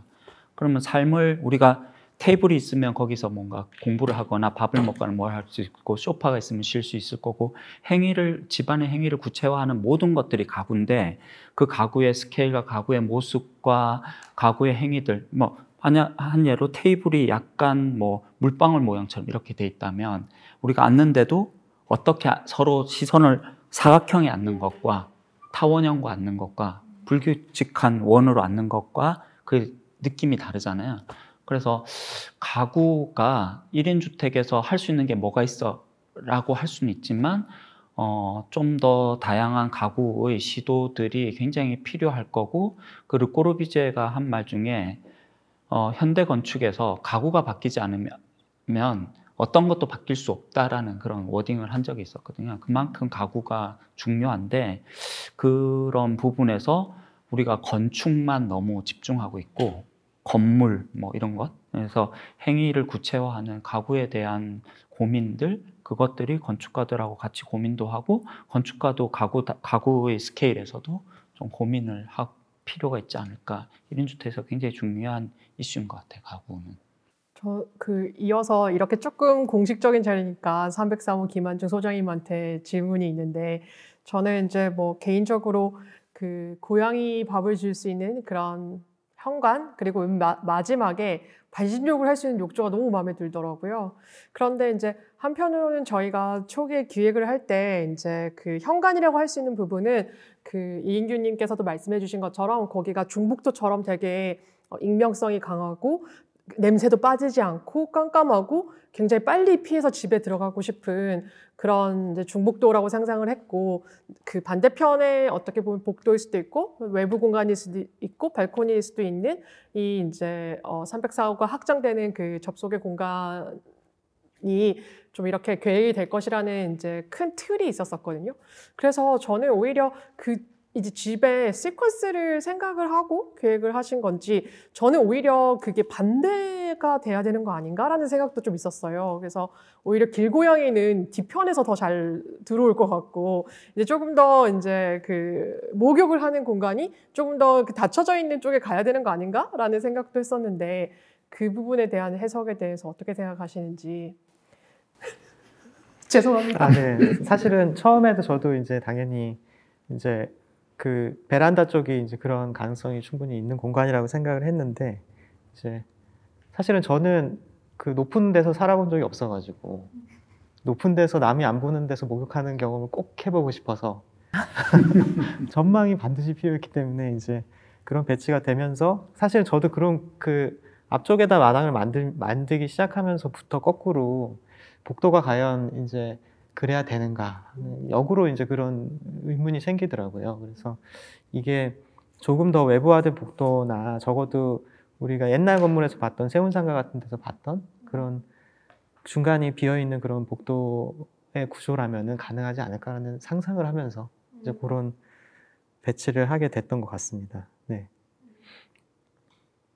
저는 사실은, 그리고 또 다른 얘기인데, 이제 제가 이제 저기를 만들면서 한편으로 든 생각이, 이게 사실은 내 집이 아닌데 이렇게까지 공사를 하면은 소송을 당하지 않을까 라는 생각을 했거든요. 제가 지금 근데 한편으로는 제가 이제 상업시설들의 공간을 만들 때는 이제 이분들이 그런 걱정은 거의 할 리가 없거든요. 굉장히 많은 우리가 법적으로 정한 대수선이나 이제 절차적인 것들의 직전까지 이제 공간을 많이 바꾸는 일들이 벌어지는데, 과연 왜 집에서는 왜 내가 못을 하나 박아도 집주인한테 허락을 받아야 되는 걸까라는 의문이 계속 들더라고요. 어릴 때 이제 제가 집에 못을 2개를 박았었거든요, 원룸에다가. 그때 이제 그걸 받기 위해서 했던 노력들을 생각하면서 우리나라 사람들은 왜 이렇게 상가 건물의 공간이랑 주거의 공간에 대해서는 이렇게 그 소유에 대한 개념이 다를까라는 생각을 했거든요. 제가 갖고 있는 답 중에 하나는 이제 소유의 기간이 관계가 있겠다라는 생각을 하나 정도 이제 답을 찾은 것 같고요. 지금 이제 상업 공간이야 이제 5년에서 10년 정도 이제 그 공간을 점유할 수 있기 때문에, 사실 10년이면은 임대라고 보기 어려울 정도로 이제 개인적인 공간을 만들어낼 수 있는 충분한 시간이라는 생각이 드는데, 공공에서는 좀 다르겠지만 민간에서는 여전히 아직 그 임대 주거라는 것들이 이제 기간이 굉장히 한정적이기 때문에 사실은 저런 커스터마이징화된 공간이 필요하려면은 조금 더 긴 시간들이 보장이 돼야 되는 거 아닌가라는 생각을 계속 하게 되더라고요. 그 부분이 조금 저는 고민이 됐으면 좋겠다라는 생각이 계속 들었습니다. 어떻게 보면 이제 공공에서 제공하는 그런 임대주택 같은 경우에는 커스터마이징을 하거나 뭐 이렇게 내가 공사까지는 아니더라도 뭔가를 이제 바꾸고 이런 거에 대해서 규제가 좀 많은 편인가요? 혹시 그런 거 아시나요? 그 공공주택과 관련해서 좀 흥미롭게 봤었던 것이 없어진 거긴 한데 마이너스 옵션이라는 제도가 있었습니다. 그래서 마옵이라고 부르는데 그게 무슨 말이냐면 이제 공공 임대도 있고 공공 분양도 있는데 지금 마이너스 옵션 제도는 공공 분양과 관련된 것입니다. 사실 일부 그 분양 주택에서도 요즘은 이제 그 아파트도 풀옵션화 돼가지고 약간 공동 구매 개념으로 모든 집에 어떤 집은 식기세척기라던가 뭐 모든 좋은 가전제품들이 다 일괄적으로 이제 구매해서 들어가게 되는데 이게 나의 취향이나 좀 다를 수 있고 이제 불필요한 부분들이 있기 때문에 그것들을 좀 제외해 나갈 수 있는 그런 건데 지금 앞서서 우리가 얘기했던 것처럼 다르면 상품으로서 가치가 떨어지기 때문에 요즘은 이런 마이너스 옵션을 할 수 있음에도 불구하고 거의 균질한 선택에 동의를 하는 편인 것 같아요. 그런데 이제 저희 LH에서 제공하는 주택 같은 경우에는 조금의 그 분양가를 낮추기 위해서 내가 필요 없는 옵션 같은 경우는 제외해서 선택할 수 있습니다. 그래서 그렇게 될 경우에는 내부에 벽이 하나가 없을 수도 있고 그리고 벽지나 이런 내장재 같은 것들이 하나도 되어 있지 않은 상태에서 주택을, 그러니까 소위 이제 중국식 아파트이죠. 그래서 어떻게 보면 골격만 있고 나머지는 다 이제 입주자가 선택할 수 있는 그런 제도들이 있었는데 이런 것들이 오히려 점점 예전에 비해서 더 논의가 되지 않고 더 활성화되지 않고 이제 좀 더 지금 주거로서의 거주와 관련된 얘기들이 많이 상실하면서 이제 상품의 가치로만 얘기를 하다 보니까 이런 논의들이 좀 사라졌는데 오히려 이것을 저희가 그 다음 세대를 위한 집에서 집이 꼭 원룸일 필요는 없었는데 좀 한정적인 공간에서 이 원룸에서 하나의 옵션으로 조금 제한하면서 이런 얘기를 할 수 있어서 조금 더 쉽게 와닿기도 하고 이걸 좀 확대해서 그런 가족형이나 좀 더 다른 형태의 집들도 그런 부분들에 대해서 고민할 수 있는 자리가 됐으면 좋겠다는 생각을 했었던 것 같습니다. 네. 그래서 저는 이제 예전에 모델하우스를 참 많이 보러 다녔었어요. 뭐 제가 집을 사려고 했던 건 아니고 예전에 이제 일을 하던 게 그런 걸 보러 다녀야 되는 일이었는데 재밌는 건 모델하우스에서 볼 때는 최신 유행이었는데 분명히 지어질 때는 다들 바꾸고 싶어가지고 너무 이제 그 인테리어 트렌드라는 게 이렇게 빠르게 바뀌는구나를 이제 신축 아파트에 가보면 너무 느껴지는 게 다 뜯고 다 새로 하고 있는 그런 모습들을 많이 봤었거든요. 그게 어떻게 보면 사회적으로 정말 낭비겠구나라는 생각을 많이 했었습니다. 그래서 요즘에도 이제 올 화이트로 하던 그 트렌드 또 갔다 뭐 이런 얘기가 막 나오는 것 같은데 지금 모델하우스에서 본 것들이 분명히 또 나중에는 또 마음에 안 드는 그런 게 될 거잖아요. 그래서 이 풀옵션이라는 게 사실은 정말 어떻게 보면 효율적으로 이제 어떻게 보면 이것도 마케팅의 저는 수단이라고 보는데 사람들을 유혹해서 효율적으로 상품을 팔기 위한 거지만 그 사람들은 분명히 몇 년 후면 마음이 또 바뀌었을 거예요. 그래서 이런 어떻게 보면 산업화된 이런 패키지로서 하는 것보다는 그냥 거기에 맞춰서 자기의 어떤 그런 삶이 담기면 더 좋지 않을까가 이제 제 생각인데 사실 또 요즘에는 이 건설사를 상대로 이 하자보수를 집단적으로 해서 해내는 이런 또 문화가 있더라고요. 그래서 이 사람의 삶이라는 거가 삶을 집에 담는 그 과정이 되게 험난하고 참 긴 시간 동안 벌어지는 건데 이걸 어떻게 해야 되나 이런 부분들은 참 더 얘기해 볼 부분들이 많은 지점인 것 같아요. 그래서 그런 거 이제 사실 시작이 있죠. 그거는 사실 분양가 상한제의 시작과 그다음에 선분양이라고 하는 우리나라의 굉장히 왜곡된 주택 시장의 출발이 거기에 있어요. 그래서 그 모든 것이 이런 선분양을 하고 입주할 때는 모든 시기가 지난다는 것. 그래서 그런 어떤 유행에 뒤처진 인테리어를 다 뜯게 된다는 것, 그리고 분양가 상한제에 걸려있기 때문에 풀옵션이라고는 옵션을 높여야 어떤 건설사에서의 어떤 그런 비용에 대한 부분들이 보전되기 때문에 그것을 옵셔널, 풀옵셔널 한다는 것, 그런 것도 있고, 그 다음에 그것이 결국에는 다른 한편으로는 소비자 입장에서 집단화된 어떤 그런 AS의 어떤 하나의 형태로 역으로 또 벌어지는 경우도 있죠. 그러니까 이 모든 어떤 주택을 가지고 벌어지고 있는 이 모든 어떤 이런 현상이 사실은 주택이 하나의 어떤 그 상품의 대상이 돼버렸던 것, 어떤 자본화돼버린 어떤 주택의 현상 때문에 그런 거 아닌가 해서 사실 문제는 굉장히 어려워요. 풀기가 어렵죠. 네. 네, 맞습니다. 우리가 이제 원룸으로 좁힌 이유도 어떻게 보면 그런 그렇죠. 이유인 것 같아요. 네. 이게 정말 커서 그 큰 거에서부터 다 풀어나가기에는 이 문제가 너무 심각하니 작은 것부터 얘기를 논의를 해보자였는데 역시나 이제 결론은 큰 얘기까지 결국 가게 되는 것 같습니다. 근데 어쨌든 이런 고민의 그런 과정들이 계속 단계적으로 확장이 되는 그런 게 필요한 것 같습니다. 네. 너무 긴 시간 동안 우리가 많은 얘기를 나눈 것 같아요. 그래서 일단 그 5분이 제안해 주신 옵션 전시를 통해서 우리가 1인 가구의 거주 공간에 대해서 정말 많은 얘기를 나눌 수 있었고 또 이제 새로운 가능성까지도 이제 상상할 수 있게 해주는 귀한 시간이었던 것 같습니다. 자, 오늘 이 자리에 함께 해주신 현 시대 MZ세대 제3기 서울도시건축 전시관 대학생 소셜 기자단 여러분과 이제 Q&A 시간을 가져보려고 하는데요. 오늘 이제 기자단 그 학생 여러분들이 오늘 발대식을 하셨다고 합니다. 그래서 오늘 이렇게 자리에 와주셨는데 우리가 계속 건축 얘기를 하지만 건축 전공자도 있지만 다양한 그런 전공이 섞여 있다고 해요. 그래서 다양한 관점에서의 이야기들을 모아볼 수 있을 것 같아서 되게 저희도 기대를 하고 있으니 많은 질문해 주시길 바라고요. 질문하실 때 이제 질문하고 싶은 옵션명이나 호수를 얘기를 하시면 이제 거기에 해당하는 건축가분이 이제 설명을 하는 방식으로 진행을 하도록 하겠습니다.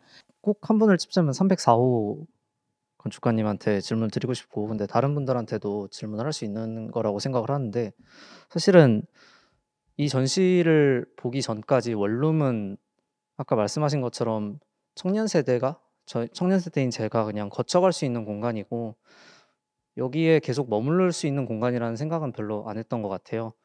가장 큰 이유는 일단은 하나로 합쳐져 있는 공간이 구획되어 있지 않은 원룸이 대체로 많고, 그리고 임대주택이고 나의 집이 아니고, 그리고 무엇보다도 좁고 이런 특징을 가지고 있는데, 이 17m라고 구획되어 있는 공간이 지금 다양한 시도가 이루어졌지만 궁극적으로 질문을 한번 해보자면 우리가 원룸에 머물러서 사는 게 과연 가능할지, 물론 그 시도들을 지금 하고 계신 거라고 생각하지만 원룸이 과연 근본적으로 그게 가능한 공간일지 저는 좀 아닐 거라고 생각을 하는 건 아니고 그냥 건축가분들이 어떻게 생각을 하시는지 한번 들어보고 싶었습니다. 네, 저뿐만이 아니고 아마 다 같이 대답이실 것 같은데요.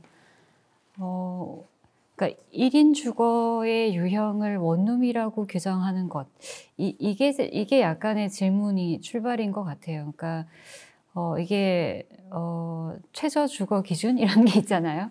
그러니까 이게 우리나라가 굉장히 그러니까 산업이 짧은 시간 동안 압축적으로 발전을 하고 인구가 갑자기 도시에 굉장히 많이 이제 모여 살기 시작하면서 처음에 사실은 어떠한 주거가 가장 적절할까에 대한 고민이 있었겠죠.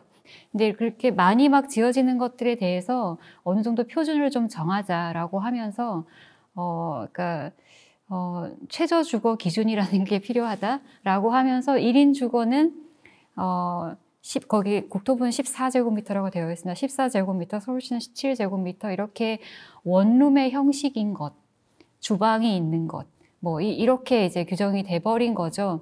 그러다 보니 여기에 대한 아무 이제 의문이나 이런 것이 없고 점점 1인 가구는 많아지고 그리고 점점 그런 그 1인 가구의 가장 근접한 뭐 젊은 세대나 아니면 조금 더 중장년의 1인 가구를 위한 주택은 결국엔 원룸밖에 없었다라는 것, 이것의 출발인 것 같아요. 그러다 보니 그 원룸 하나만 일종의 그 규격화된, 그러니까 명확한 소유의 경계가 분명한 것, 그게 바로 제곱미터이고 그게 바로 어떤 현관문을 경계로 한 이 안에 있는 모든 영역인 거고, 그것에 대해서 어떤 사람들의 그나마 여기 어떤 적절하게 살게끔 하겠다라고 하는 것이 결국엔 풀옵션의 원룸까지, 그게 어떤 상품화까지 나아가긴 했는데, 사실상 그게 아니라는 거죠. 그게 아니라고 하는 게 이제 303호도 어떤 1인의 공간도 분절된 어떤 영역이 필요하다라는 것이고, 그것이 302호도 그것이 하나의 큰 영역이지만 가를 수도 있다라는 것이고, 그 안에서의 모든 게 다 섞여서 짬뽕된 어떤 향이 아니라 구분된 향을 컨트롤할 수 있는 내 영역을 가져야 한다는 게 어쩌면 같은 얘기를 하고 있는 거 아닌가. 예, 그래서 그 제곱미터가 주는 것은 실질적인 어떤 물리적인 공간 아니면 교환을 위한 어떤 것에 대한 기준일 뿐이지, 사실은 이것은 좀 벗어나야 되는, 이제 틀을 좀 벗어나야 되는 거다, 이런 생각을 다 공유하지 않을까 합니다. 네. 최소 주거 기준이 당연히 작다고 보고 있습니다. 근데 작은 것보다는 이 기준이라는 것을 정하는 거가 이제 약간 통계학적으로 이제 저희가 미달 가구들을 이제 추산을 하면서 이제 상향이 되는 거거든요. 그런데 이제 이런 최저 주거 미달 가구뿐만 아니라 그냥 신축으로 새롭게 제공되는 것들도 최대 수익을 위해서 최저 주거 기준으로 제공되는 것, 계획되는 것에 비판이 있어야 되는데 지금 그런 목소리가 없었던 것 같습니다. 그래서 지금 어떻게 보면 또 면적이 작아지면 임대료도 작아지기 때문에 오히려 기준을 상향을 하면 높아진 임대료 어떻게 할 거냐라고 물어보는 사람도 많기 때문에, 저는 지금 기준이 자꾸 크고를 떠나서 일반적인 시장에서도 그 최저 주거 기준으로만 지금 제공되고 있는 현실에 대해서 누군가는 얘기를 해보는 거는 중요하다 생각하고, 이제 이 자리를 빌어서 여러분한테도 그런 얘기들을 할 수 있어서 되게 좋고요. 특히 이제 소장님께서 말씀하셨지만 서울시가 제정된 17제곱미터는 법적인 어떤 구속력이 없습니다. 그래서 14제곱미터이죠.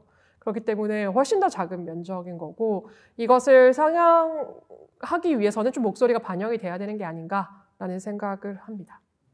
지금 17제곱미터의 원룸을 이야기하지만 사실 건축가들한테 가장 이상적인 형태는 원룸이다라고 말한 건축가도 있어요. 그래서 원룸이라는 게 방이 쪼개지지 않은 하나의 평면에 침대도 있고 뭐 주방도 있고 이런 것들이 이제 뭐 필립 존슨이라는 건축가가 한 글라스 하우스라는 것도 있고, 그 다음에 뭐 미스 반데로에가 한 판스워드 주택 같은 것도 있고 해서, 원룸이라는 게 우리가 생각하는 17제곱미터만이 아니라 원룸이라는 건 경계가 없는, 생활의 경계가 없는 다양한 방식의 주택이라서 유연한 주택이라고 생각하면 좀 더 확장성이 있지 않을까라는 생각이 들고, 원룸에 대한 생각은. 두 번째는 최소한의 주택인데, 최소한의 주택에서 이제 서양에서 굉장히 유명하게 레퍼런스로 많이 제시되는 최소한의 주택은 헨리 데이비스 소로라는 철학자가 있어요. 그 철학자가 웰든이라는 호숫가 앞에다가 오두막을 조그맣게 지은 그 웰든이란 책인데, 뭐 웰빙의 시초이자 뭐 그런 서양에서의 자연과의 귀결점에 있는 최초의 철학자라는 이야기를 하는데, 그 웰든 호숫가에 지은 헨리 데이비스 소로의 오두막이 크기가 보면 뭐 한 3.6m, 뭐 폭이 한 2.6m 그 정도밖에 안 돼요. 굉장히 작은 주택인데, 그 최소한의 집이라는 게 의미하는 것이 뭘까라고 하면, 그 작은 최소한을 통해서 자기를 만나는 최대한이라는 의미를 담고 있거든요. 예전에 제가 법정 스님이란 스님이 돌아가신 분이 있는데, 스님 집을 짓지는 못했는데 설계한 경험이 있어요. 그래서 이제 스님이 당부의 말씀 중에 어떤 말이 있었냐면, 그 스님이 이제 불이람이라는 암자에서 기거를 하고 계셨는데, 그 이제 걸어가면 거기에 동백꽃이 많은 거예요. 그래서 동백꽃을 하나 주웠어, 봉우리를. 그래서 방 안에 가져간 거예요. 접시에 놓은 거예요. 그러면 이제 동백꽃이 이렇게 봉우리가 있다가 얘가 펴질 거 아니에요. 펴지면서 향이 방 안에 가득 차는 거예요. 그리고 얘가 이제 시들면서 꽃잎이 떨어지고, 그래서 온전히 봉우리 하나가 피어나고 죽는 것까지 다 나와 같이 공유할 수 있었던 건 이 방이 작기 때문이라는 거예요. 그러니까 온전한 게 무언가 나와 공유할 수 있는 방식의 스케일이라는 게 작은 집이라는 부분이 있는 거죠. 그래서 헨리 데이비스 소로나 법정 스님 이야기들처럼 우리가 집이라는 것들 자체가 경제적 이야기뿐만 아니라 인문학적으로 또는 나를 담고 있는 어떤 모습이기도 하기 때문에 최소한이라는 건 어떻게 보면 나를 만나는 최대한이기도 하다라는 말씀을 드리고 싶네요. 너무 아름다운 말씀을 해주셔서 네. 그거와 덧붙여서 저도 하나 더 말씀드리고 싶은 게 그 아까 303호 얘기했던 것처럼 저는 그 303호의 그 반신욕하는 목욕탕에 있는 그 창문의 크기가 너무 마음에 드는 거예요. 그래서 딱 이 정도의 창이 되게 좋은 것 같다라는 생각을 하면서 자연스럽게 제가 최근에 이제 경험했었던 걸 같이 말씀드리면 아까 최저주거 기준에 면적뿐만 아니라 뜨거운 물이 나오는가 이거 굉장히 중요한 요소입니다. 그래서 뭐 온수가 제공이 되는지 뭐 이런 창의 크기라던가 이런 것들도 사실 당연히 이제 나와 있는데 최근에 그 창의 크기가 바닥 면적의 10분의 1 정도의 이제 창의 크기로 이제 되어 있는 부분이 이거 10분의 1이 충분한가? 너무 작은 거 아닌가? 이게 왜 10분의 1밖에 되지 않는가? 또는 이 창이 외기야 꼭 면해야 되는 건가? 아니면 실내 복도의 면에도 그 창으로 인정되는가? 이런 기준들을 저희 좀 따지는 기회가 있었어요. 근데 이제 이게 10분의 1로는 채광을 절대로 만족할 수가 없는데 왜 10분의 1이지? 라고 해서 이제 그것들을 추적을 해보니까 지금 10분의 1은 불이 났었을 때 피난을 갈 수 있는 구멍으로서 사람이 들어갈 수 있는 사이즈였던 것 같고 채광이랑은 아무 상관이 없었습니다. 그래서 예전에는 채광을 위해서 바닥 면적의 뭐 2분의 1, 4분의 1 이런 것들의 기준이 있었는데 건축법에 지금은 사라졌어요. 그 이유가 창문을 열었는데 바로 앞에 50cm 앞에 다른 집의 건물의 벽이 있다면 내 방의 창이 아무리 커봤자 그 1조건에 대한 조건이 충족되지 않잖아요. 이렇게 뭐 다른 인문학적인 그 최소한의 기준에 대한 논의도 있겠지만 이 유닛에 대해서 결정되는 것이 이거 하나로 딱 섬처럼 있는 게 아니라 도시 공간 안에서 관계를 맺는 거기 때문에 이런 채광을 좀 확보하기 위해서는 오히려 건물 간의 거리, 건축 한계선 같은 것들 조정을 하거나 일조사선 같은 것들로 사실 컨트롤할 수 있는 부분이지 내 방의 창문의 크기로 조정할 수만은 없다. 즉 이제 이런 최소 면적이라던가 아니면 이런 기준 같은 것들이 다 이제 얽혀 있기 때문에 이렇게 면적이 작다로만 하나의 가치로만 모든 걸 얘기할 수 없다라는 것을 얘기하고 싶었습니다. 네. 네. 답변이 되셨기를 바랍니다. 또 다른 질문 받아보겠습니다. 앞서 말씀하신 것처럼 1인 가구, 4인 가구와 같이 점점 가족의 단위가 공간의 크기를 정의할 수 없다고 생각이 되는데 그렇다면 앞으로 가족의 단위가 아닌 어떤 기준이 다음 세대의 그 공간의 크기를 나누는 기준이 될 것 같은지 여쭤보고 싶습니다. 그 여러분한테 질문한 건데. 근데 진짜 이런 거 지금의 MZ 세대한테도 좀 얘기를 들어보고 싶어요. 그래서 뭐 질문이 아니라 본인이 생각하는 어떤 1인의 거주 이런 것들 얘기를 들려주셔도 참 좋을 것 같다는 생각이 듭니다. 일단 질문을 하셨으니까 어떻게 생각하시는지. 예. 그 하라켄야라는 뭐 이렇게 디자이너 같은 분이 계신데 그 미래의 디자인이라는 책에서 보면 집에 접근하는 방식이 취미였으면 좋겠다라는 생각입니다. 내가 목욕이 취미야. 그럼 집의 중심이 욕실이 중심이 되고 내가 책 읽는 게 중심이면 책이 중심이 되고 그러니까 집의 중심이 무엇이 돼야 되는가에 내 취미가 중심이 되는 집이면 어떨까라는 그런 이제 내용들이 나오거든요.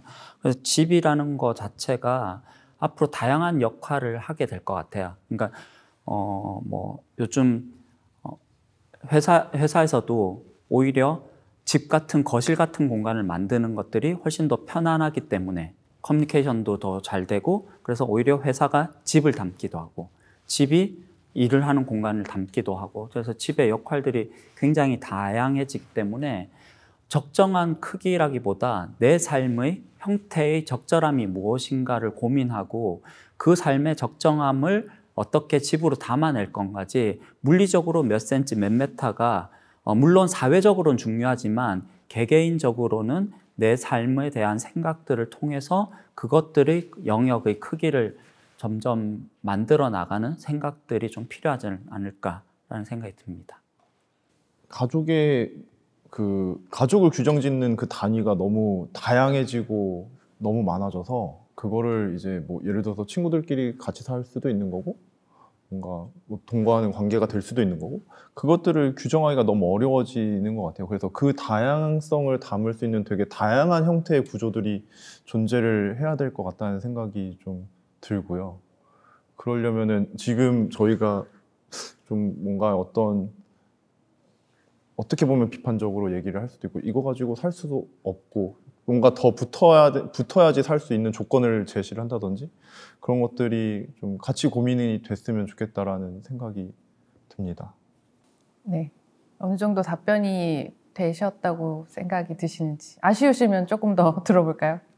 저도 이제 지금 막 생각하는 거라 이게 좀 제대로 된 답변이 안 될 수도 있지만 일단 저는 개인적으로 일단 변할 수 있는 주거 형태가 가장 베스트라고 생각을 하는 게 일단은 저희가 직업이 날이 갈수록 이렇게 뭔가 한 직업만 있는 게 아니라 이렇게 지금 기자를 하고 있지만 제가 나중에 유튜버가 될 수도 있는 거고 그거에 따라서 그 녹화 공간이 필요할 수도 있기 때문에 그렇게 변하는 공간이 가장 베스트라고 생각을 하고 있어요.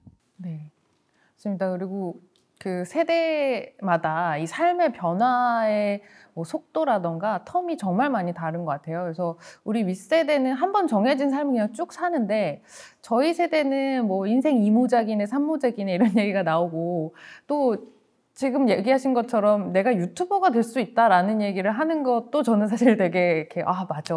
그게 되게 뭐랄까 당연한 옵션처럼 얘기를 하시는 게 되게 저 좀 신기하거든요. 그래서 정말 어떻게 보면 더 다양한 어떤 삶의 방식이 지금 세대에는 있겠구나라는 생각이 들어요. 그래서 그에 맞는 정말 다양한 집들이 필요하겠구나를 말씀하신 거 들으면서 또 한 번 느끼게 되는 것 같습니다.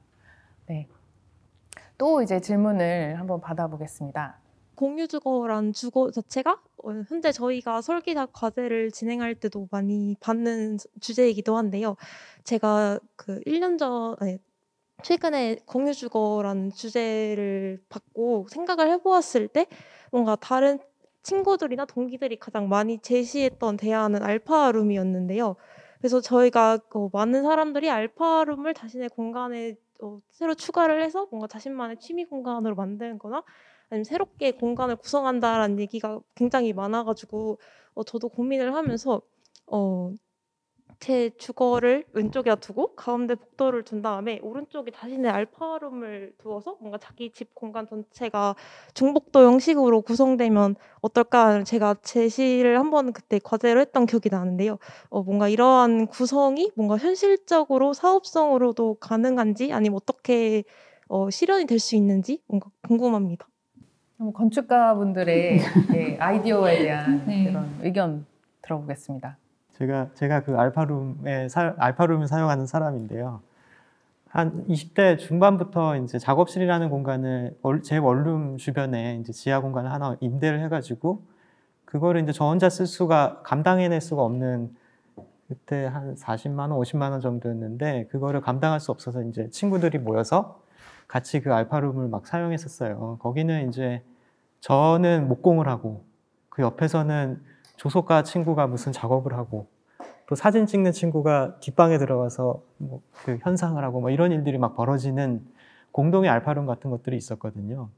그래서 아직도 그게 지금 한 10여 년 정도 이어져 가지고 저희 사무실 지하에 그 알파룸을 제가 아직도 운영을 하면서 그 친구들이랑 이제 또 다른 가족같이 사실 그것 때문에 만난 친구들이거든요. 전혀 그 학교의 친구도 아니고 그냥 이런 공간을 운영하려고 하는데 이런 친구가 어디 없나 이렇게 물어가지고 이제 사귀게 된 친구들이 이제 거의 가족같이 이런 인간관계를 만들어내가고 있는데 그런 의미에서 본다면은 사실은 그 알파룸 같은 공간이 있기 때문에 이제 저는 저 개인이 이제 어떤 사람인지 취미 생활들을 그 공간에서 펼쳐 나가면서 자전거는 내가 아니구나라는 것도 알게 되고 다른 취미들이 거기서 계속 뻗쳐나가서 굉장히 소중한 공간이라고 생각을 해요. 근데 그게 만약에 저는 한편으로는 그게 제 집안에 있었으면은 이제 그런 류의 인간관계는 생기지 않았겠다. 근데 그게 이제 외따로 떨어져서 집이랑 걸어서 한 5분, 10분 정도 거리에 그런 공간이 있었기 때문에 거기서 만났던 수많은 인간관계들 같은 것들이 이제 제가 이제 이 도시에서 이제 혼자 살지 않는 느낌을 받을 수 있는 충분한 인간관계를 만들어낼 수 있는 베이스 같은 것들이 됐었다고 생각이 하거든요. 그래서 굉장히 중요한 공간인 것 같고요. 그게 꼭 주거랑 엮여야 되는가 하는 거에서는 조금 더 다른 가능성이 있지 않을까라는 생각도 갖고 있습니다. 네. 마지막 질문으로 받아보면 좋을 것 같은데, 네. 저는 층수에 대해서 질문을 드리고 싶은데 처음에는 이게 주제에서 벗어난 질문이라 생각을 했다가 뭐 가구의 스케일에서부터 건물의 차원까지 얘기가 나오는 걸 보고 괜찮겠다는 생각이 들었습니다. 303호 건축가 분께서 반신욕이 가능한 그 욕조에서 3층 정도의 높이면 밖과 적당히 떨어져 있으면서도 적당히 조망을 할 수 있는 높이라고 말씀해 주셨는데요. 지금 유닛들이 다 3층에 배치가 되어 있잖아요. 그래서 혹시 그 논의를 하실 때 그 층수에 대해서도 논의한 바가 있었는지 여쭤보고 싶었습니다. 네, 중요한 질문인 것 같습니다. 우리가 301호부터 5호라는 사실을 저는 그렇게 캐치를 못했는데 이게 왜 3층으로 된 건지도 진짜 궁금하네요. 네. 그 부분은 제가 설명을 드리면 이게 3층은 아닙니다. 무슨 말이냐면 저희 다음 세대를 위한 집이라는 전시가 와 보시면 알겠지만 그 크리스토퍼 위땡이라는 프랑스 건축가의 제안 그리고 이제 이 전시를 준비하기 전에 일종의 리서치로서의 그 전문가들과 함께 라운드 테이블을 통해서 여러 가지 얘기를 나눴던 부분 이것들을 또 전시장에 오셔서 이제 생생하게 볼 수 있는 것 그리고 이제 건축가들 구체적인 옵션들 그래서 생각과 옵션이란 두 파트이지만 세 개의 큰 챕터들이 있었어요. 그래서 그 챕터별로 이제 1층, 2층, 3층이라고 생각을 좀 재밌게 제안을 해보았고요. 그리고 인규님께서도 얘기하셨는데 저희 회사나 이제 이름들이 너무 다 길었어요. 그렇기 때문에 저희끼리도 이거를 집에 놀러 가는 호수처럼 303호님, 302호님, 301호님 이렇게 부르면 재밌을 것 같다라는 얘기를 하면서 자연스럽게 은유적으로 메타포로 이제 호수를 얘기를 하다 보니 그렇지 사실 층수에 대한 것에 대해서는 논의한 적이 없고 오히려 지금 이 자리에서 그 새롭게 안사실처럼 몇 층을 상상하고 제안을 했는지 한번 여쭤보고 싶습니다. 사실 저는 한 30층 정도 됐어요. 길고양이를 네. 30층. 네, 그래서 항상 길고양이 30층에 어떻게 오죠? 근데 사실 그런 욕실을 두고 살 수 있는 곳은 30층 같은 거밖에 없죠. 도시 안에서. 그렇잖아요. 예. 그러니까 원룸이라든지 이렇게 그 원룸의 형태의 오피스텔 같은 경우는 대부분 3층에 문을 열면 옆집에 벽이 있죠. 그렇거나 그 옆집의 벽에 그 창이 있지만 그 창을 가려야 되잖아요. 굉장히 이상해요. 우리 보면. 그러니까 내가 창을 열고 싶어도 법에서 그러니까 일종의 그 지자체에서 가리라고 내 창 앞에 가림을 하고 저 집 앞에도 가림을 하고 해서 대체적으로 한 3층, 4층은 다 가림을 하게 돼서 결국에는 내가 원하지만 나 누가 봐도 창을 열고 싶어라고 하는 것에 대한 선택권도 없다는 거. 예, 그런 것 같아요. 예. 3층, 30층이면 네, 저도 욕실을 거기다가 두고 고양이를 있습니다. 깜빡했는데. 네. 네. 가끔 알파룸네. 사실 가끔 건물 안에 사는 고양이들도 간혹 있기는 합니다. 그래서 네. 그런 고양이까지 살뜰히 챙기는 좋은 이웃이었던 걸로 생각하시면 될 것 같고요. 혹시 다른 분들 중에 층을 좀 염두에 두고 설계를 하신 분이 계신가요? 그런 거는? 저는 층을 염두에 두진 않았지만 이런 걸 질문하지 않을까라는 생각은 했어요. 저는 층을 구분하지 않고 굉장히 개념적으로 복도지만 발코니 같은 노란색을 칠했단 말이죠. 그러면 어떤 사람이 이거 뭐 10층이면 어떻게 되는 거야? 라고 질문을 하면 그때는 어떤 대답이 있을까라는 스스로 어떤 스스로의 설명을 좀 생각해 보기는 했었어요. 좀 더 개념적이고 현관이 발코니고 발코니가 현관이고 이러한 좀 역전된 상황이 좀 논의가 필요하고 그래서 복도형 아파트에 복도의 면에서 발코니를 두고 그 다음에 들어갈 수는 없는 거야? 뭐 이런 식의 좀 생각을 해보고 싶었던 것도 있어서 층에 대한 것은 조금 생각을 접고 그 다음에 더 그냥 개념적으로 가야겠다 이런 생각을 했었죠. 네. 네, 좋은 질문 덕분에 저희가 생각지도 못했던 이야기들을 나눌 수 있어서 되게 재밌었던 것 같습니다. 감사합니다. 이쯤 해서 우리 이제 다음 세대를 위한 집 큐레이션 토크를 마무리를 지어볼까 합니다. 그래서 또 이게 기자단 분들과 건축가 분들이 이렇게 이야기를 나누면서 더 이야기가 풍성해질 수 있었던 것 같아서 감사드리고요. 앞으로도 서울 도시 건축 전시관에서 진행되는 다양한 프로그램에 많은 관심 부탁드리고 지금까지 진행을 맡았던 이인규였습니다. 함께해 주신 건축가 5분과 제3기 서울도시건축 대학생 소셜기자단 좀 길죠? 네, 여러분들 수고 정말 많으셨습니다. 추운 날씨에 함께해 주셔서 감사합니다. 마치겠습니다.